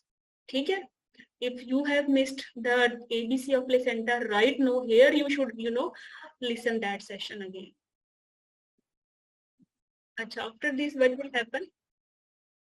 अब सेकेंड वीक में फीटो मैटरनल सर्कुलेशन एस्टेब्लिश हो गई है, 2 कैविटीज बन गई, एमनियन और एक यॉर्क सैक बन गई। ठीक है, ओके, कोरियन बन गया। Chorion basically extra embryonic somatic mesoderm थी ना, जो कि कनेक्ट कर रही थी with cytotrophoblast and obviously syncytiotrophoblast. और सिंसिटिव ट्रोफोब्लास्ट बेसिकली बनते साइटोट्रोफोब्लास्ट से ही है। ठीक है, फिर प्राइमरी यॉर्क के बारे में बता रहे हैं। ये तस्वीरें हैं बट आप वीडियो देख चुके हैं तो वो ज्यादा बेहतर है इन सबसे। फिर ये गट फॉर्मेशन बता रहे हैं, इसको भी छोड़ दें। ये वही उसी वीडियो की तस्वीरें हैं, कोरियोनिक कैविटी कैसे बन रही है और एक्सट्राएम्ब्रियोनिक मेसोडर्म कैसे बन रहा है, कनेक्टिंग स्टॉक कैसे बन रही है। ठीक है, लेक्यूनर नेटवर्क कैसे बन रहा है। लेक्यूनर network erodes the endothelial lining of the maternal sinusoids और blood of maternal sinusoids reaches the lacunar network। तो लेक्यूने के अंदर मैटरनल ब्लड होता है और लेक्यूने के बाहर कौन सा ब्लड होता है, फीटल ब्लड होता है। ठीक है, इनमें बैरियर मौजूद रहता है जिसे हम कहते हैं प्लेसेंटल बैरियर ना। ओके, फिर फर्दर लेक्यूने के बारे में बातें हैं, हाइलाइट्स पढ़ लीजिएगा जस्ट। फिर थर्ड वीक में तीन है ना, थर्ड वीक 3 वीक्स, तो 3 चीजें हैं, gastrulation, neurulation and starting of the folding. 3 events हम इसमें पढ़ेंगे। तो सबसे पहले गैस्ट्रोलेशन होगी, मतलब 3 जर्म लेयर्स बनेंगी, एंडोडर्म, मेसोडर्म, एक्टोडर्म। ठीक है, और 3 नए स्ट्रक्चर्स बनेंगे, प्रिमिटिव स्ट्रीक, नोटोकॉर्ड एंड एलेंटोरिस। और 3 लेयर्स अपीयर होंगी क्रोनिक विलाई में, सिंसिटिव ट्रोफोब्लास्ट, इंटरमीडिएट साइटोट्रोफोब्लास्ट और इनर मेसोडर्मल लेयर। तो ये 3 करके आप याद कर लें तो आपको भूलेगा नहीं कि ये तीनों चीजें कब आ रही हैं। We have done this, video में बता चुकी हूँ, सिर्फ उसकी रिटर्न एक्सप्लेनेशन है, कोरियन कैसे बन रहा है और साइटोट्रोफोब्लास्ट क्या है, सिंसिटिव क्या है, what is the difference between amnion and Korean. I have shown you people 4 layer of chorionic villi placenta में आप पढ़ चुके हैं। थर्ड वीक में फर्दर, ये थर्ड वीक की कंटिन्यू है, गैस्ट्रोलेशन के बाद जो है न्यूरोलेशन होनी है। ओके, डे 15 पे गैस्ट्रोलेशन स्टार्ट हो गई, डे 16 पे लेंटाइस अपेयर हो गया, डे 18 पे न्यूरोलेशन स्टार्ट हो गई, डे 19 पे सिलोम अपेयर हो गए और डे 20 पे फर्स्ट पेयर ऑफ सोमाइट्स बन गए, प्रिमिटिव हार्ट ट्यूब बन गई और न्यूरल ग्रूव अपेयर हो गया। तो ये डे 20 पे 3 चीजें हैं, दे आर एग्जाम क्वेश्चन, बस आपने इनको याद रखना है कि ये डे 20 पे बने। मजीद डे 14 पे क्या है, डे 15 पे क्या है, just read them once. Gastrulation again from video, ectoderm endoderm के बारे में बताया, तस्वीर याद रहेगी तो फिर बाकी चीजें भी याद रहेंगी। ओके, एक्टोडर्म से बेसिकली नर्वस सिस्टम बना है, स्किन एपिडर्मिस बनी है, मेसोडर्म से मसल्स बनेंगे, कनेक्टिव टिश्यू बनेगी, ब्लड वेसल्स बनेंगे, बोन बनेगी, रिप्रोडक्टिव सिस्टम बनेगा, और एंडोडर्म से जीआईटी, रेस्पिरेटरी ट्रैक्ट और एंडोक्राइन ग्लैंड्स बनेंगे। तो ये मोटे मोटे लिखे हुए हैं, हमने इनको बड़ा डिटेल में करना है। गैस्ट्रोलेशन बता दिया, 3 सेल लाइंस बन गई। ठीक है, okay, no here comes, just okay.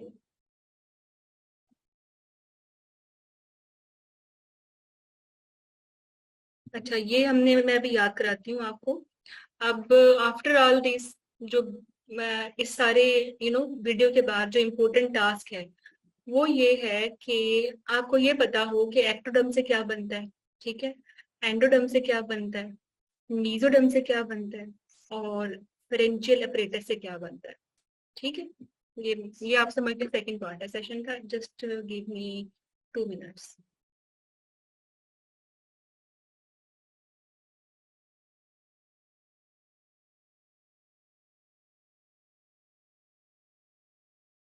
I am so sad, कब से रिकॉर्डिंग नहीं हो रही? Have anybody notice?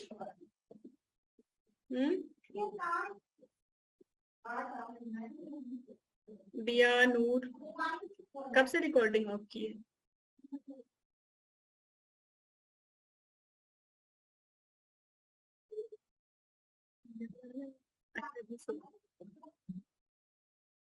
एक मिनट, लेट मी डू।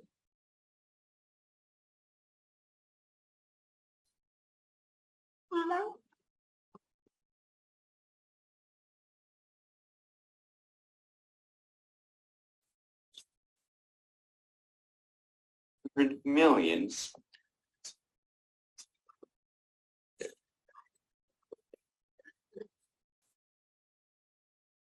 आप टाइमिंग लिखनी है आपने 5 minute. Sperm or spermatozoa are deposited into the vagina. They swim through the cervix, propelled by whip-like video देखनी है दोबारा या नहीं? Tell me. Write in the chat. motions of their tails or quick.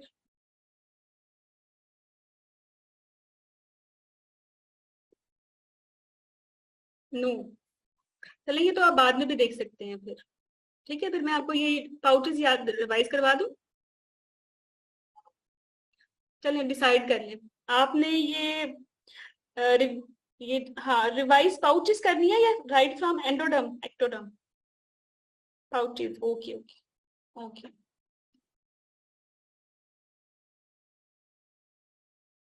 Okay,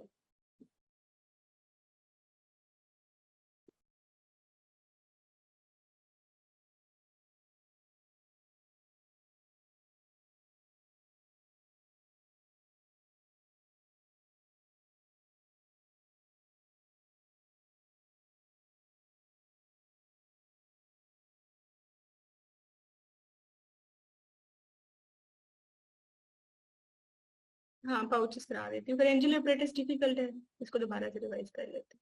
ये mesoderm ectoderm याद है? ये याद रहेंगी?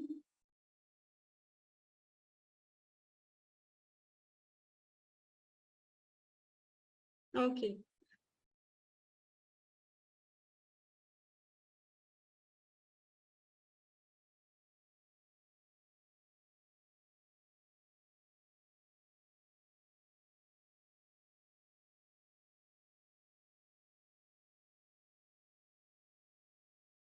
We are going to revise again fourth week of development. इसमें होल्डिंग करनी है हमने और हमने पेरेंजियल अपरेटस याद करना है, ठीक है। सो जस्ट टेक्स्ट है लेकिन एक्सप्लेन मैं भी करती हूँ। तो हमने कहा कि पेरेंजियल अपरेटस में हमने पेरेंजियल आर्चीज, क्लेफ्ट और पाउच पढ़ना है। आर्चीज बनती है मीजोडर्म से, क्लेफ्ट मतलब टी एक्टोडर्म से बनता है, पाउच मतलब लाइक वर्ड ओ कोई भी ट्यूब, और ट्यूब बनती है एंडोडर्म से, तो ये एंडोडर्म से बन गया, या इसके लिए पेन याद कर लें, ठीक है। अच्छा, फिर हमने कहा कि ये जो पाउच, फर्स्ट पाउच है, सबसे पहले अगर हम अपनी एनाटॉमी को पढ़ें सबसे पहले कान आते हैं, तो यूस्टेशियन ट्यूब और टिम्पैनिक कैविटी फर्स्ट पाउच से बनेगी, ठीक है, क्योंकि पाउचेस पेन है, एंडोडर्म बना रहे हैं तो ट्यूब बना रहे हैं, तो ट्यूब यूस्टेशियन ट्यूब है तो ये भी इससे बन गई। तो सेकंड पाउच उसके नीचे आ जाए तो पैलेटिन टॉन्सिल्स हैं। फिर उससे नीचे अपनी एनाटॉमी को देखें तो हमें थाइमस नजर आता है और पैराथायराइड नजर आते हैं। But here we will see के इंस्टेड ऑफ सुपीरियर पैराथायराइड जो थर्ड पाउट के साथ बन रहे हैं वो इंफीरियर पैराथायराइड बन रहे हैं, ठीक है। और सबसे नीचे चूंकि इंफीरियर को आना था लेकिन अपोजिट हो गया, तो यहाँ सुपीरियर पैराथायराइड और अल्टीमोब्रेंकियल बॉडी है। ठीक है, तो पाउचेस इस तरह से याद कीजिएगा, just visualise your own body कि सबसे पहले कान आते हैं, फिर थाइमस फिर टॉन्सिल्स आते हैं, फिर थाइमस आता है, एंड देन पैराथायराइड ग्लैंड्स। ठीक है, तो अब हम बात करते हैं क्लेफ्ट्स की। Clefts are easy peasy. ठीक है, तो यस, बिफोर दिस क्लेफ्ट की कर लें। क्लेफ्ट में जो फर्स्ट क्लेफ्ट है ना, जो एक्टोडर्म बेसिकली बना रहा है, वो एक्सटर्नल ऑडिटरी मीटर्स बना रहा है। ठीक है, एक्सटर्नल ऑडिटरी मीटर्स। और इसके बाद सेकंड, थर्ड एंड फोर्थ क्लेफ्ट्स। ठीक है, सिर्फ 4 तक ही होते हैं क्लेफ्ट्स, और पाउचेस 6 तक पाउचेस थी। बट आपने देखा first, second, third, fourth, fifth, sorry 6, दरमियान में कोई 5वां नहीं है। There is no 5, there is no 5th pouch. ठीक है, और जो क्लेफ्ट्स हैं वो हमारी खत्म हो जाएंगी टिल 4th। तो अगर आपके ऑप्शन में आ जाए, मैं ये कहूँ कि 5th पाउच, तो आपने इसको नहीं देखना, आपने 4th 6th पाउच पे जाना है। ओके, इसी तरह मैं आपसे कहूंगी 5th क्लेफ्ट है तो there is no 5th cleft, क्योंकि सारे क्लेफ्ट हमने पढ़ा, second, third and fourth cleft, इससे आगे हम नहीं पढ़ रहे। ठीक है, तो फर्स्ट क्लेफ्ट बनाता है एक्सटर्नल ऑडिटरी मीटर्स, और second, third and fourth cleft बनाएंगे सर्वाइकल साइनसेस। अब पाउच क्लेफ्ट अगर हो गया है तो फिर हम आर्च शुरू करते हैं, और बेसिकली आर्चेस ही जो है वो इम्पोर्टेंट है। ठीक है, आप चाहें थोड़ी सी ब्रेक ले लें ताकि फिर हम आर्चेस से वर्क कर लें, क्या ख्याल है?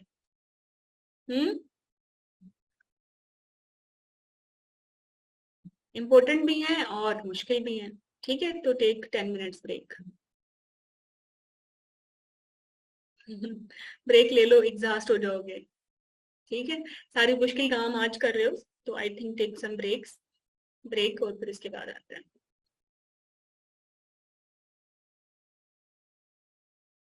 ओके, देखिए फ्रेंजियल अपरेटस में हमने 3 चीजें पढ़ी। ठीक है, एक हमने पढ़ना है आर्च। ठीक है, एक हमने पढ़ना है पाउच, और एक हमने पढ़ना है क्लैप।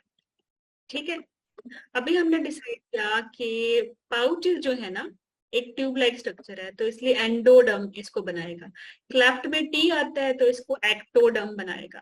ठीक है, एक्टोडम बनाएगा। Arch but left mesoderm. तो ये आपका एग्जाम क्वेश्चन है कि जो फेरेंजियल आर्चेस हैं उनको कौन सी सेल लाइन बनाती है? मीजोडर्मल सेल लाइन आर्चेस बनाएगी। ठीक है, हम आर्चेस से ही स्टार्ट करते हैं क्योंकि आर्चेस ही थोड़ी सी डिफिकल्ट है। तो how to remember the arches? Arches में ना हमारे पास पहली आर्च है, दूसरी आर्च है, तीसरी आर्च है, चौथी आर्च है, 5वीं डिग्रेस हो जाती है, और छठी आर्च है। ठीक है, we are talking about the arches. ठीक है, तो पहली आर्च, इसमें अगर हम अभी हमने याद करना है कि इन आर्चेस की जो ब्लड वेसल्स हैं वो कौन कौन सी हैं। ठीक है, फिर मैं आपको बताऊंगी कि इनकी नर्व्स कैसे याद करनी है। तो blood vessel, first arch, first first क्या होता है? मी। तो क्या बन गया ये मी से? मैक्सिलरी आर्टरी, और ई से एक्सटर्नल कैरोटिड आर्टरी। आपने मी याद रखना है, आप एक्सटर्नल कैरोटिड और मैक्सिलरी तो वैसे ही याद रख लेंगे। ठीक है, सेकंड होता है, अब मैं सेकंड की बात कर रही हूँ, तो सेकंड SESOND, सेकंड ऐसे बनेगा ना, तो S मतलब स्टेपीडियल आर्टरी बना रही है, मतलब बना नहीं रही, ओब्वियसली जो इसकी आर्टरी है सेकंड आर्च की वो स्टेपीडियल है। तीसरे में क्या करना है? हम बात करते हैं ABC, तीसरा लेटर है C अल्फाबेट्स का। तो थर्ड आर्च कैसे याद रखनी है? Common carotid. अब ऊपर एक्सटर्नल कैरोटिड यूज हो गई है ना, ई में एक्सटर्नल कैरोटिड, यहाँ एक्सटर्नल कैरोटिड यूज हो गई है, तो व्हाट लेफ्ट? Internal carotid. तो यहाँ फिर आपने देखना है कि इंटरनल कैरोटिड भी हमने सी कैरोटिड ही है ना, तो ये थर्ड आर्च के साथ आएगी। ठीक है, फिर हमने चौथा याद करना है। अब चौथी की जो है, इसमें 4 लेटर याद करने हैं, ARCH, arch, arch of aorta, सब क्लेवियन। ठीक है, सब क्लेवियन स्कार से याद कर लें। आर्च और स्कार, इन तीनों में कितने लेटर्स हैं? 4 लेटर्स। ठीक है, इस तरह आप याद करेंगे तो फिर आपको नहीं भूलेगा कि जो आर्च ऑफ एओर्टा है लेफ्ट से और जो सबक्लेवियन आर्टरी है राइट से, वो फोर्थ आर्च की ब्लड वेसल है। फिफ्थ तो है ही नहीं, रिग्रेस हो गई। बट लेफ्ट सिक्स, सिक्स से याद रखना है, सिक्स पैक डॉक्टर। ठीक है, तो इस पी से क्या बना, पल्मोनरी आर्टरी, और डी से क्या बना, डक्टस आर्टरियोसिस। ठीक है, तो अब आप इधर आ जाएं, इधर ना, अब आपको सेंस होगी कि how to remember blood vessels of each arch. First में मी maxillary artery, external carotid artery, S second stapedial artery, third letter C carotid common और इंटरनल क्योंकि एक्सटर्नल तो ऊपर इस्तेमाल हो गई, फोर्थ लेटर सबक्लेवियन राइट से एंड लेफ्ट से लेफ्ट आर्च ऑफ एओर्टा, और बट लेफ्ट फिफ्थ रिग्रेस कर जाती है आर्च, तो सिक्स है, सिक्स पैक डॉक्टर मतलब पल्मोनरी आर्टरी और डक्टस आर्टरी होती है। अब आपको याद हो गई इनकी blood vessels, how to remember their nerves, वो भी इजी पीजी है। अब फर्स्ट में जो होते हैं ना मसल्स ऑफ मेस्टिकेशन होते हैं, इसको सप्लाई करती है पांचवी नर्व, ट्राइजेमिनल नर्व। ठीक है, सेकंड में होते हैं फेशियल एक्सप्रेशन, फेशियल एक्सप्रेशन की नर्व्स आपको पता है सेवंथ होती है फेशियल नर्व। अब थर्ड आ गई, थ्री को मल्टीप्लाई कर दो थ्री से, नाइन हो जाता है ना, तो नाइन नर्व का नाम है ग्लॉसोफरेंजियल नर्व, तो इसको ग्लॉसोफरेंजियल नर्व सप्लाई कर देगी। अब चौथी बची और छठी बची, चार में छह जमा कर दो 10 बनता है ना, तो दोनों को वेगस नर्व सप्लाई करती है। तो नर्व भी याद हो गई। Write in the chat box if you can, now remember arteries, blood vessels and nerves. Hmm?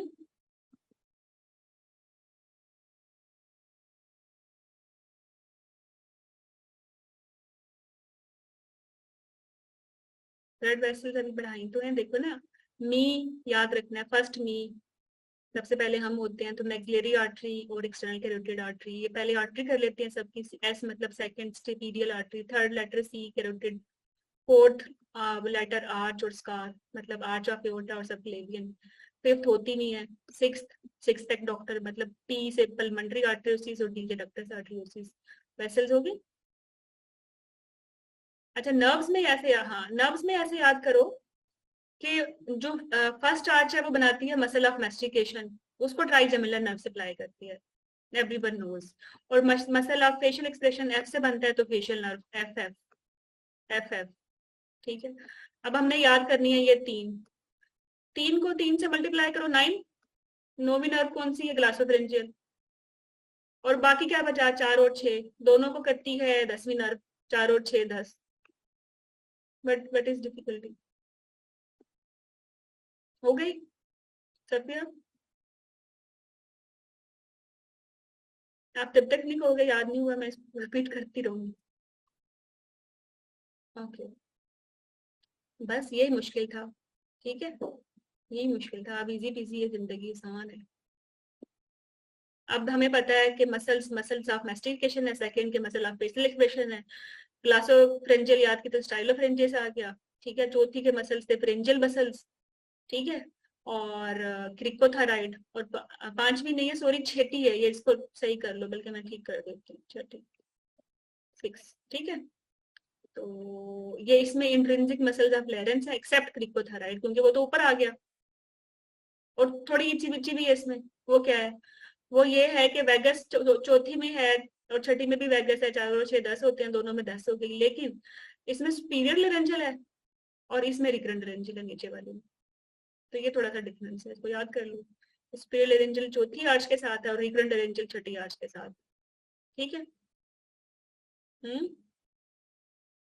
Muscles याद, स्केलेटन याद हो गया, मैक्सिला आ गया इसमें, सारे ये स्टाइल स्टेपीज स्टाइलोइड क्योंकि एक्सप्रेशन वाले मसल्स हैं, थर्ड में स्टाइलोफ्रेंजियस है तो हाइयार्ड आ गया, फोर्थ में क्रिकोथायराइड और फेंजियल मसल्स हैं तो थायराइड एपिग्लोटिक कार्टिलेज आ गया, और इसमें ये क्रिकोइड कार्टिलेज और यूनिफॉर्म कार्टिलेज, ये आते नहीं है, आते यही है कि मसल्स कौन से हैं, नर्व्स कौन से हैं, ब्लड वेसल्स कौन से हैं।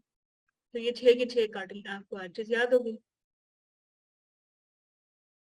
ठीक है, चलिए अब हम इसको भी रिवाइज कर सकते हैं, बाकी जो हमने याद किया था कि पाउचेस क्या करते हैं। पहली पाउच और पहली क्लेफ्ट दोनों एयर ही बनाती हैं, दोनों ने एयर ही बनानी है ना। ये देखो ये एयर बना रही है जी। हाँ, ये पहली पाउच और पहली क्लेफ्ट, ये एक्सटर्नल ऑडिटरी मेटस कान में ही होता है ना, ट्यूब और टिम्पैनिक कैविटी भी कान में होती है, तो पाउच ये क्लेफ्ट दोनों कान में कुछ कर रही हैं। अच्छा, जो बाकी सारी क्लेफ्ट्स हैं, सेकंड थर्ड एंड फोर्थ क्लेफ्ट्स, वो सर्वाइकल साइनस बना रही हैं, याद करने की जरूरत ही नहीं है। आपने याद करना था पाउचेस में पहली पाउच ने तो एयर में काम कर लिया, अगर हम कान से नीचे आए तो टॉन्सिल्स होते हैं, वो टॉन्सिल्स कर लेंगे। टॉन्सिल से भी नीचे आए थर्ड तो क्या होते हैं, पैराथायराइड और थायराइड, थाइमस, तो थाइमस आ गया। उससे भी थोड़ा नीचे आए तो अल्टीमो ब्रेंकियल बॉडी फोर्थ में, और फिफ्थ में भी होता है, फिफ्थ में ये पैराफोलिकुलर सी सेल्स होते हैं। फिफ्थ पाउच की बात कर रही हूँ, रिग्रेस कर जाती है ये भी लेटर ऑन, बट ये पैराफोलिकुलर सी सेल्स होती है। ये आपके एग्जाम क्वेश्चन भी, तो ये आपके सारे पाउचेज आज हो गए। अब अगर हम इसको थोड़ा सा रिवाइज करें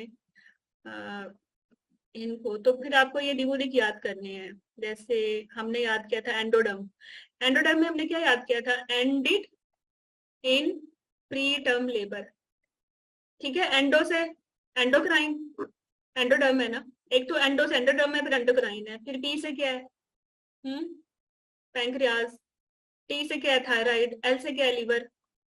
तो ये सब कुछ किससे बनेगा, एंडोडर्म से बनेगा, ठीक है। तो ये आपकी एंडोडर्म आ गई, ended in pre term labour. T से पैंक्रियाज थायराइड, एल से थायराइड, एल से lining of the gut, bladder, respiratory system और लंग्स, लिवर, एंडोक्राइन। तो आपने याद रखना है for endodermal derivative, endodermal derivative सिर्फ mnemonic, ended in pre term labour, endocrine, endodermal, pancreas और लिवर, लंग्स, टी से थायराइड, और टी से तरफ थायराइड है, टी से पैंक्रियास पैराथायराइड है, और एल से लाइनिंग्स है, सब तीनों सिस्टम्स की, और लिवर और लंग्स। अगर मैं बात करूं एक्टोडर्म की, इसमें आपने 3 निमोनिक याद करनी, एक था शेपन, एक था general secretary has to move, और तीसरा था एलपी अर्न्स गुड कैश। नहीं एलपी वाला नहीं, सॉरी,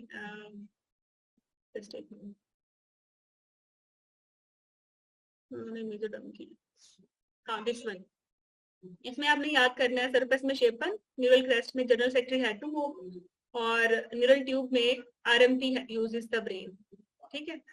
अब मेरी बात सुनिए, ये एक्टोडर्म में आपने याद किया 3 चीजें, ठीक है। सबसे पहले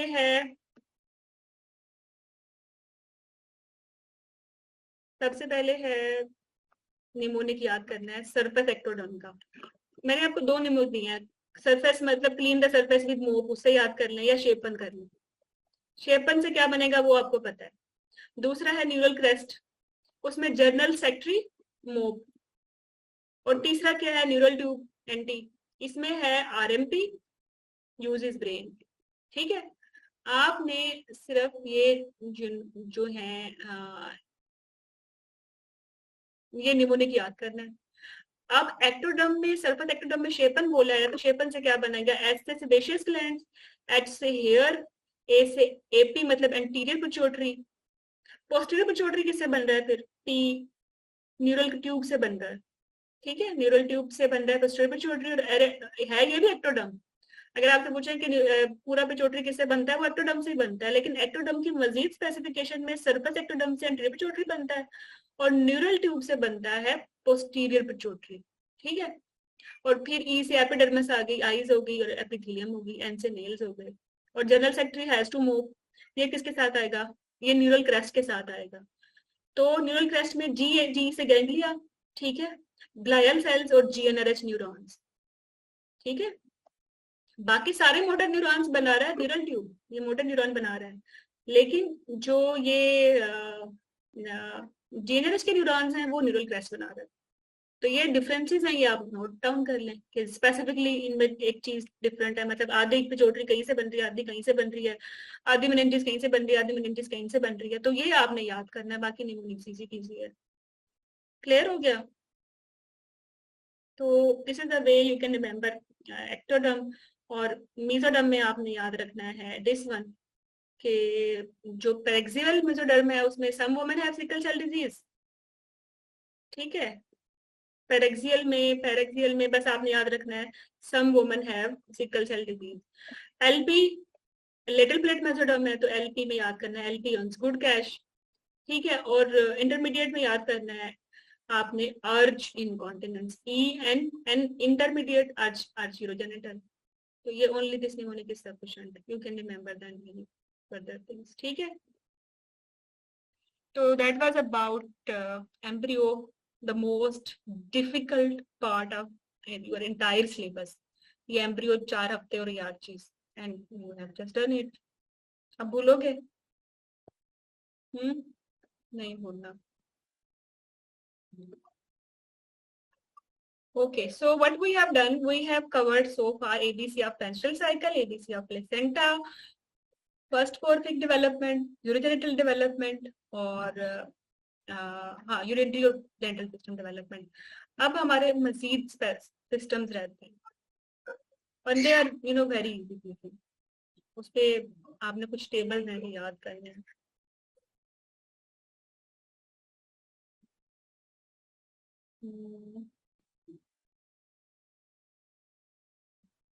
Okay, जैसे GIT है,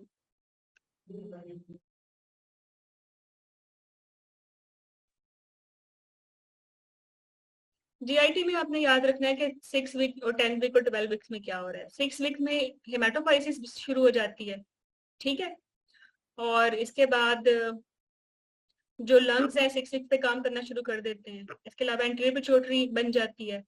इसके अलावा जो फिजियोलॉजिकल हर्नी है ना, वो शुरू हो जाता है। ठीक है, खत्म ये होता है 12 वीक्स पे, 10 to 12 वीक्स पे। ठीक है, तो जीआईटी में आपने ये टेबल याद रखनी है कि 6 हफ्ते पे क्या हो रहा है, 10वें हफ्ते पे क्या हो रहा है कि physiological hernia returns to abdomen, और 12 वीक पे यूरिन प्रोडक्शन स्टार्ट हो जाती है। सारे गंदे काम जो है ना वो 12 वीक्स पे स्टार्ट होते हैं, जैसे urine production, bile formation, meconium, everything. ठीक है, तो सारे गंदे काम 12वें हफ्ते पे, और हर्निया जो फिजियोलॉजिकल हर्निया वो 6ठे हफ्ते पे स्टार्ट होता है, और 10वें हफ्ते पे जो है ना वापस बैक। अगर ये परसिस्ट करेगा तो फिर क्या बनेगा, फिर ये इसको हम बोलेंगे ओम्फेलोसील। ठीक है, और फिर ये ओम्फेलोसील और गैस्ट्रोस्काइसिस के डिफरेंस भी आपको आने चाहिए। गैस्ट्रोस्काइसिस हर्निएशन ऑफ एब्डोमिनल कंटेंट है, और ये कवर्ड नहीं होती किसी भी लेयर से, जबकि ओम्फेलोसील कवर्ड होती है।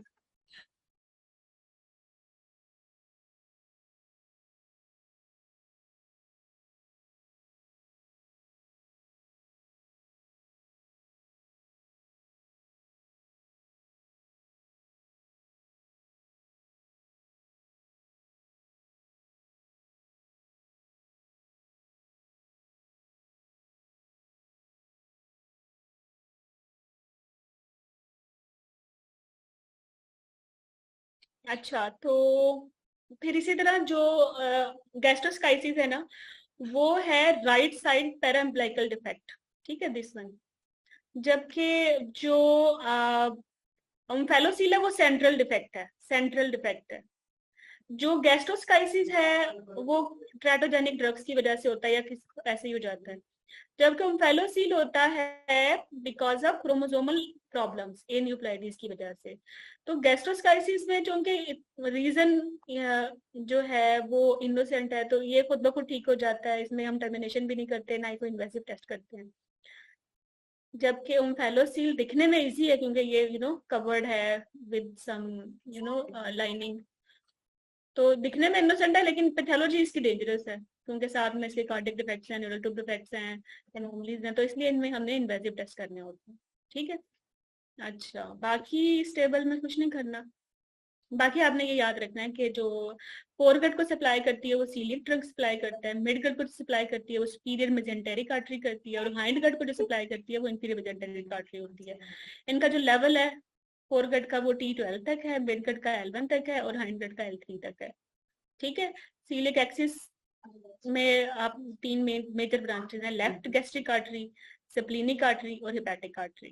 ठीक है, जो स्प्लीनिक आर्टरी है इससे शॉर्ट गैस्ट्रिक आर्टरी और इसके अलावा लेफ्ट गैस्ट्रिक और एपिब्लाइक आर्टरी, 2 मेन आर्टरीज हैं निकलती है। हेपेटिक में राइट गैस्ट्रिक है, सिस्टिक है, गैस्ट्रोडुडेनल है, इसके अलावा पैंक्रियाटोडुडेनल है। अभी भी याद कर लो तो आसान है, वरना एमनेटवी में याद कर लोगे। ठीक है, तो इसके अलावा ये अप्लाइड में मैकल डाइवर्टिकुलम याद करना है, ये भी मोस्ट कॉमन एनॉमली है डाइजेस्टिव ट्रैक्ट की। और इसमें रूल ऑफ 4 होता है कि 4% पॉपुलेशन में है, ये रूल ऑफ 2 है, 2% 2 to 4% पॉपुलेशन में है। मेल टू फीमेल रेशियो 2:1 है। 2 फीट फ्रॉम आइलियोसिकल वेल्व है, 2 इंचेस इन लेंथ है, 2% कॉम्प्लिकेट करती है और 2 टाइप्स की होती है। ठीक है, और बैकग्राउंड ये है कि ये जो बैकल डाइवर्टिकुलम है ये रेमिनेंट है ऑफ वाइट लाइन डक्ट का ना। अब वाइट लाइन डक्ट आपने मिड कैविटी में पढ़ी थी ना, और बस इसमें ऑब्स्ट्रक्शन हो जाए तो फिर एक्यूट एब्डोमेन हो जाता है। अब हम रेस्पिरेटरी सिस्टम पढ़ते हैं। रेस्पिरेटरी सिस्टम में आपने याद करनी है ये टाइम पीरियड, एम्ब्रियोनिक पीरियड, इसके बाद आपने पढ़ना है pseudoglandular period, glandular period, saccular period, alveolar period, इनका टाइम पीरियड और डेवलपमेंट्स। ये एक टेबल है, इसके अलावा जो दूसरा टेबल है मुझे ज्यादा इजी लगता है, दिस वन। अच्छा, सबसे पहले तीसरे से ना 7वें हफ्ते पे क्या होता है, लंग्स बड़ बन जाते हैं, ट्रेकिया बन जाता है, उनकी प्रिवेंशन हो जाती है। फिर 7 to 17 वीक्स में क्या होता है, न्यूमोसाइट्स बन जाते हैं।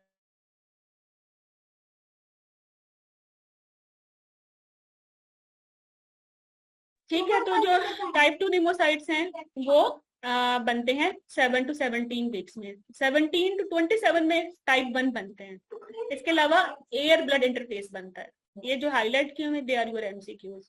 37 से 36 पे जबकि सेक्युलर फेज होती है, इसमें एल्वियोलर सेक्यूल्स बन जाते हैं, क्योंकि ये सेक्युलर फेज है, इस तरह से याद कर लें। और फिर 36 से लेकर 10 ईयर्स तक फर्दर मैच्योरेशन होती रहती है। ठीक है, वो एल्वियोलर फेज। तो फेजेस के लिहाज से याद करें, embryonic phase, pseudoglandular phase, glandular phase, saccular phase, alveolar phase. फिर याद करें वीक्स के लिहाज से। बट इवन जो आपने इंपॉर्टेंट याद रखने हैं वो ये है कि टाइप 2 न्यूमोसाइट्स कब बनते हैं, ठीक है, 7 to 17 वीक्स में। टाइप 1 कब बनते हैं, 17 से 27 में। एल्वियोलाई कब बनते हैं, 27 से 36। सेक्युलर एल्वियोलाई, और मैच्योरेशन कब होती है, इसके बाद होती है। बस यही एमसीक्यूज आते हैं और नहीं आएगा इसमें। बाकी CVS system starts at 3rd week, heart start to beat at 22 weeks, exam question. ठीक है, फिर इसमें जो है डेवलपमेंट होती है 3 डोमेन से, बल्बस कॉर्टिस है, वेंट्रिकल है, एट्रियम है। लेकिन ये इतना खास जरूरी नहीं है। इसमें जो पूरी सीवीएस एम्ब्रियोलॉजी में जरूरी है वो है फीटल सर्कुलेशन। ठीक है, फीटल सर्कुलेशन में से 2 to 3% गोज टू किडनी। ठीक है, ऑक्सीजन अम्बिलिकल वेन में 80% होती है और अम्बिलिकल आर्टरी में 58%। ये आपके एग्जाम क्वेश्चन है। फीटल सर्कुलेशन के लिए जैसे आपने अभी वीडियो देखी है ना, वो वीडियो ही एक्चुअली आपके लिए बहुत इंपॉर्टेंट थी 4 वीक्स के लिए। तो इसी तरह फीटल सर्कुलेशन के लिए भी एक वीडियो है, that will make your life easy peasy. ठीक है, then you will read this e-note. लेकिन इसमें जो एग्जाम क्वेश्चन है ना, ये वो टेबल है। एक तो ये स्ट्रक्चर्स हैं कि डे 30 पे क्या होता है, सेप्टम प्रीमियम, ओस्टियम प्रीमियम बनता है, 33 पे ओस्टियम सिकेंडम, स्कैंडम 33 पे है, प्रीमियम 30 पे है, 37 पे फोरामेन ओवेल है। ठीक है, इसको गोली मारें। Now this is very important, very very important, कि हम जो फीटल शंट्स हैं अम्बिलिकल आर्टरीज में, वो अडल्ट रेमिनेंट किस तरह प्रेजेंट करते हैं। Superior vesicle arteries, proximal, distal, medial, umbilical ligament. अब ये मीडियल और मीडियल घूम जाता है बंदा। ठीक है, अम्बिलिकल, अम्बिलिकल, तो इसमें मीडियल, मेडिकल नहीं है, मीडियल है। मीडियल और अम्बिलिकल, ये एल आ रहा है ना। ठीक है, तो ये याद रखना कि जो अम्बिलिकल आर्टरीज का रेमिनेंट है डिस्टल, वो मीडियल अम्बिलिकल लिगामेंट है, मीडियन नहीं है। ठीक है, इट्स नॉट मीडियन। अच्छा, दूसरा ये कि अम्बिलिकल वेन का लिगामेंट है लिगामेंटम पेरिस।